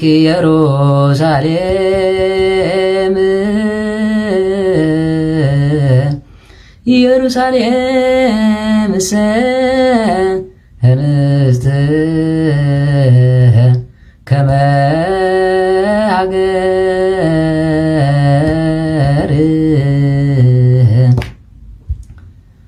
ክበሃል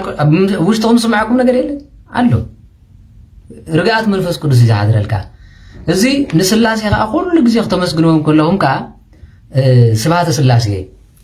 ንእመቤታችን ቅድስት ድንግል ማርያም ንብል ሓደ ግዜ ብሓጢአት ዝወደቐ ሰብ ዝሰልችዎ ጸጋ መንፈስ ቅዱስ ናይ እመቤታችን ቅድስት ድንግል ማርያም ብራኽ ከይንትሕር ደልዩ ዝብለሉ ሓቀይ ኩሉ ግዜ ክድቅሱ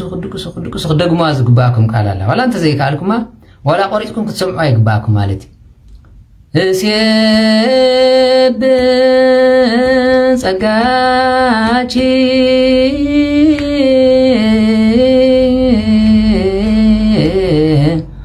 ኦ እግዝእትየ ማርያም አንቀህኒ እምንዋም ወፈውስኒ እምማም ወአድኅነኒ እመከራ ዝንቱ ዓለም መዳየ እፍረት ማርያም መላእክት ይሰብሑኪ በአርያም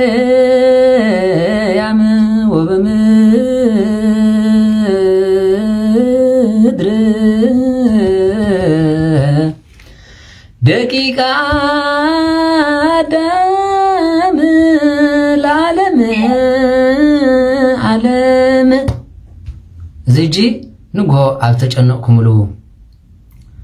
ተስፋ ዝቆረፅኩምሉ ልክዕ ከምኡ ትብለክሎም ዘይነበረካ ሓቦን ደስታን ዝወርሰካ ማለት እዚ እጂ ሓፂር እዩ።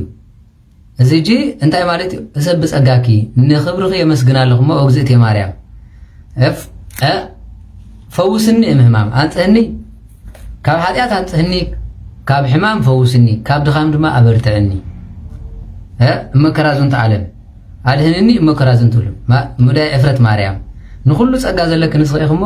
ካብዚ ድኻም እዚ ኣድህንኒ ኢና ንጸለና ሙዳይ እፍረት ማርያም ንብላ ዘለና ነዚ ኩሉ ተዋሃበኪ ኩሉ ጸጋ ዝመልአኪ ይኽሞ ካብዚ ኣድህንኒ። ስለዚ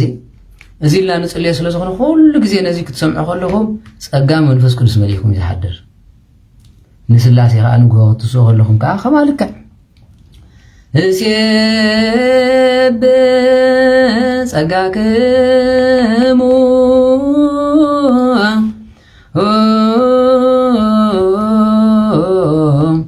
ኦ ስሉስ ቅዱስ አብ ወወልድ ወመንፈስ ቅዱስ ምሉእ መለኮትክሙ እሳታዊ ዘይትገሰስ አንጾ ሊተ ለብእስ አባሲ ዘድኑሰ ከመሜት ከመዎ ለጳውሎስ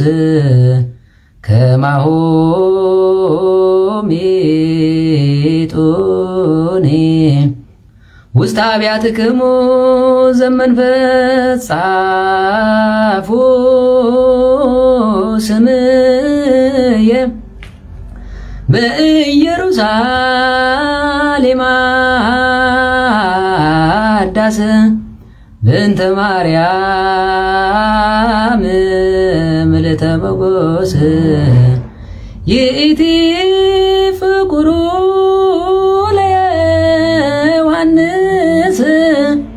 መጥምቀ ኢየሱስ ክርስቶስ መኖ ውእቱ አሐዱ እምዚአክም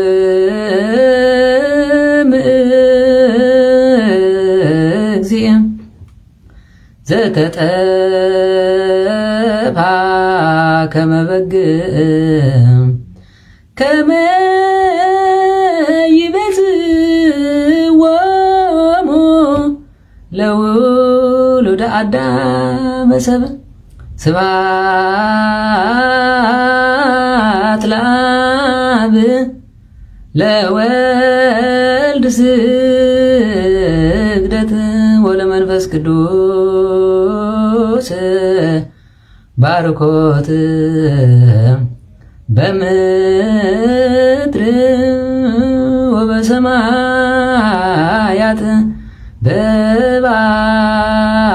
በባሕር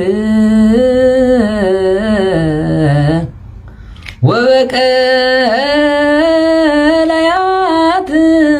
ለዓለመ ዓለም። እዚ እጂ ቆቆሪፅኩም እንድሕር ኣብፅሒኩሞ ሴቭ እንተገይርኩሞ ንዓኹም ኣብ ተጨነቕኩምሎ ክትገብርዎ ከለኹም ፀጋ መንፈስ ቅዱስ ይሓድረካ እዩ። ንኩሉ በብሓደ ክመልአልኩም ክእል እየ ትሰቢ ፀጋኪ ንሱ ጥራይ ኮይኮነን ዋላ ናይ ምዉታን ከሎ ማለት ኣነ ከኽብላ ዲኮን ኣነ ከኽብላ እስኪ በል እስኪ ሪኹም ዶ ብሓንቲ ደቂቃ ሓድረ ማለት ሰብህ ተፈሳኩ ስሜ በሉኒ ቤተ እግዚአብሔር ናወያ በቆማ እግር أوست تفسايكو تقليت يا ورم زم مازيك دد هراي بالكلم دكا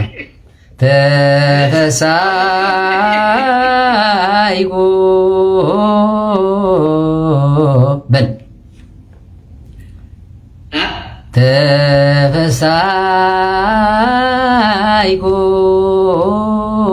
تفسايكو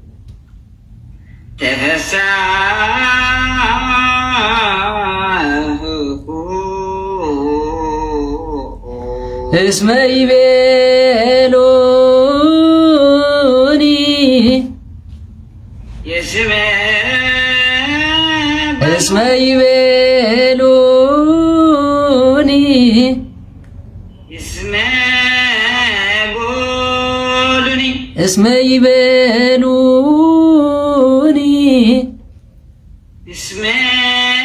اسمي بيلوني اسمي بيلوني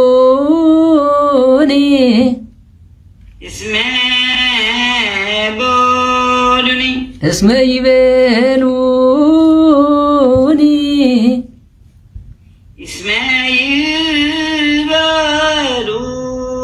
ቤተ እግዚአብሔር ናውር ቤተ እግዚአብሔር ናውር ወላን ቀረል ከም ዝናይ ረጎድ ናውር ቤተ እግዚአብሔር ናውር ቤተ እግዚአብሔር ናውር ወቆማ እገሪነ ወቆማ እገሪነ ወቆማ እገሪነ ውስታይ ጻድቅ ኢየሩሳሌም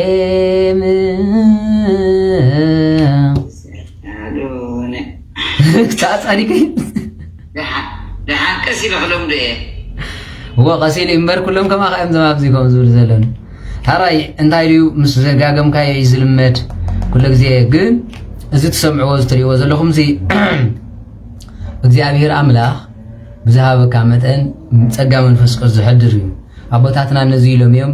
ደመና ተጻዒኖም ናብ ዓለም ዝኸዱ ነይሮም ካልእ ትረፋላት ሰላም ልጅ ቃሉ ሰላም ለቺ እንዘንሰግድ ንብለቺ ማርያም እምንን አስተቦቆአኪ ማርዌናዊ ተማይጸነብኪ በእንተ ሃና እምኪ ወያቄም አቡኪ ማይበረንዮም ድንግል ባርኪ ሰላም ለችን ዘንሰግድ ንብለቺ ማርያም እምነ ናስተወቃቺ ማርዌናዊ ተማይጸነብቺ በእንተ ሃና እምኪ ወያቄም አቡኪ ማይበረንዮም ድንግል ባርኪ ካብ ጣዕመኩም ሕዙ ማለት ሰላም ለችን ዘንሰግድ ንብለቺ ማርያም ኩምኻ ክትገብሮ ትኽእሉ ስለዚ ስለዝኾነ እዚ ቅኔ እዚ ወይ ዜማ እዚ ካብ ሰማያት ዝተዋህበ ንደቂ ሰብ ሓጎስን ደስታን ፈጢሩኻ ኣብ ኩላትና ዝጸንዕ እሞ እግዚአብሔር ጸጋ መንፈስ ቅዱሱ የውርደልኩም እዛ ቅድስትን ንጽሕትን ዝኾነት ቤተ ክርስቲያን ዓድቦኹም ድማ ተመስግኑላ ከምዚ ጌርኩም ተኸሊልኩም ትነብሩላ ጸጋ በረኸት ይዓድልኩም ክብለኩም ዝደሊ እዚ ክበሃል እንከሎ ጽባሕ ኣነ በትና ዘይቆሪፀ ክሰደልኩም እንዴ ድሓን ሄደን ክትሰዶ ትኸውን እያ ዳሕራይ ክትላመድዎ ድማ ሰብ ጸጋ ክትዝብል ትጽሑፍ ብታሕቲ ክንገብረልኩም ኢና ንስኡ ክትደግምዎ ማለት እዩ ጽሑፍን ንሱን ከምቲ ናይ መዝሙር ሽዑ ደስ ኢሉኩም ክትነብሩ ኢኹም ስለዚ እዛ ቤተ ክርስቲያን እዚኣ بمنفس قدس كللتي بقرما ملئت خوينا بوزح زقدفتلنا سلازغونت نحنا لكاقن كنورسا ايتعدلنا ايقونا لان سلازين እግዚአብሔር አምላኽ በክብሪ በወደሳ ንኸደሉ ዘመን ይፍጠረልና እጅግ ንሽተኽን ዘመሪና ማለት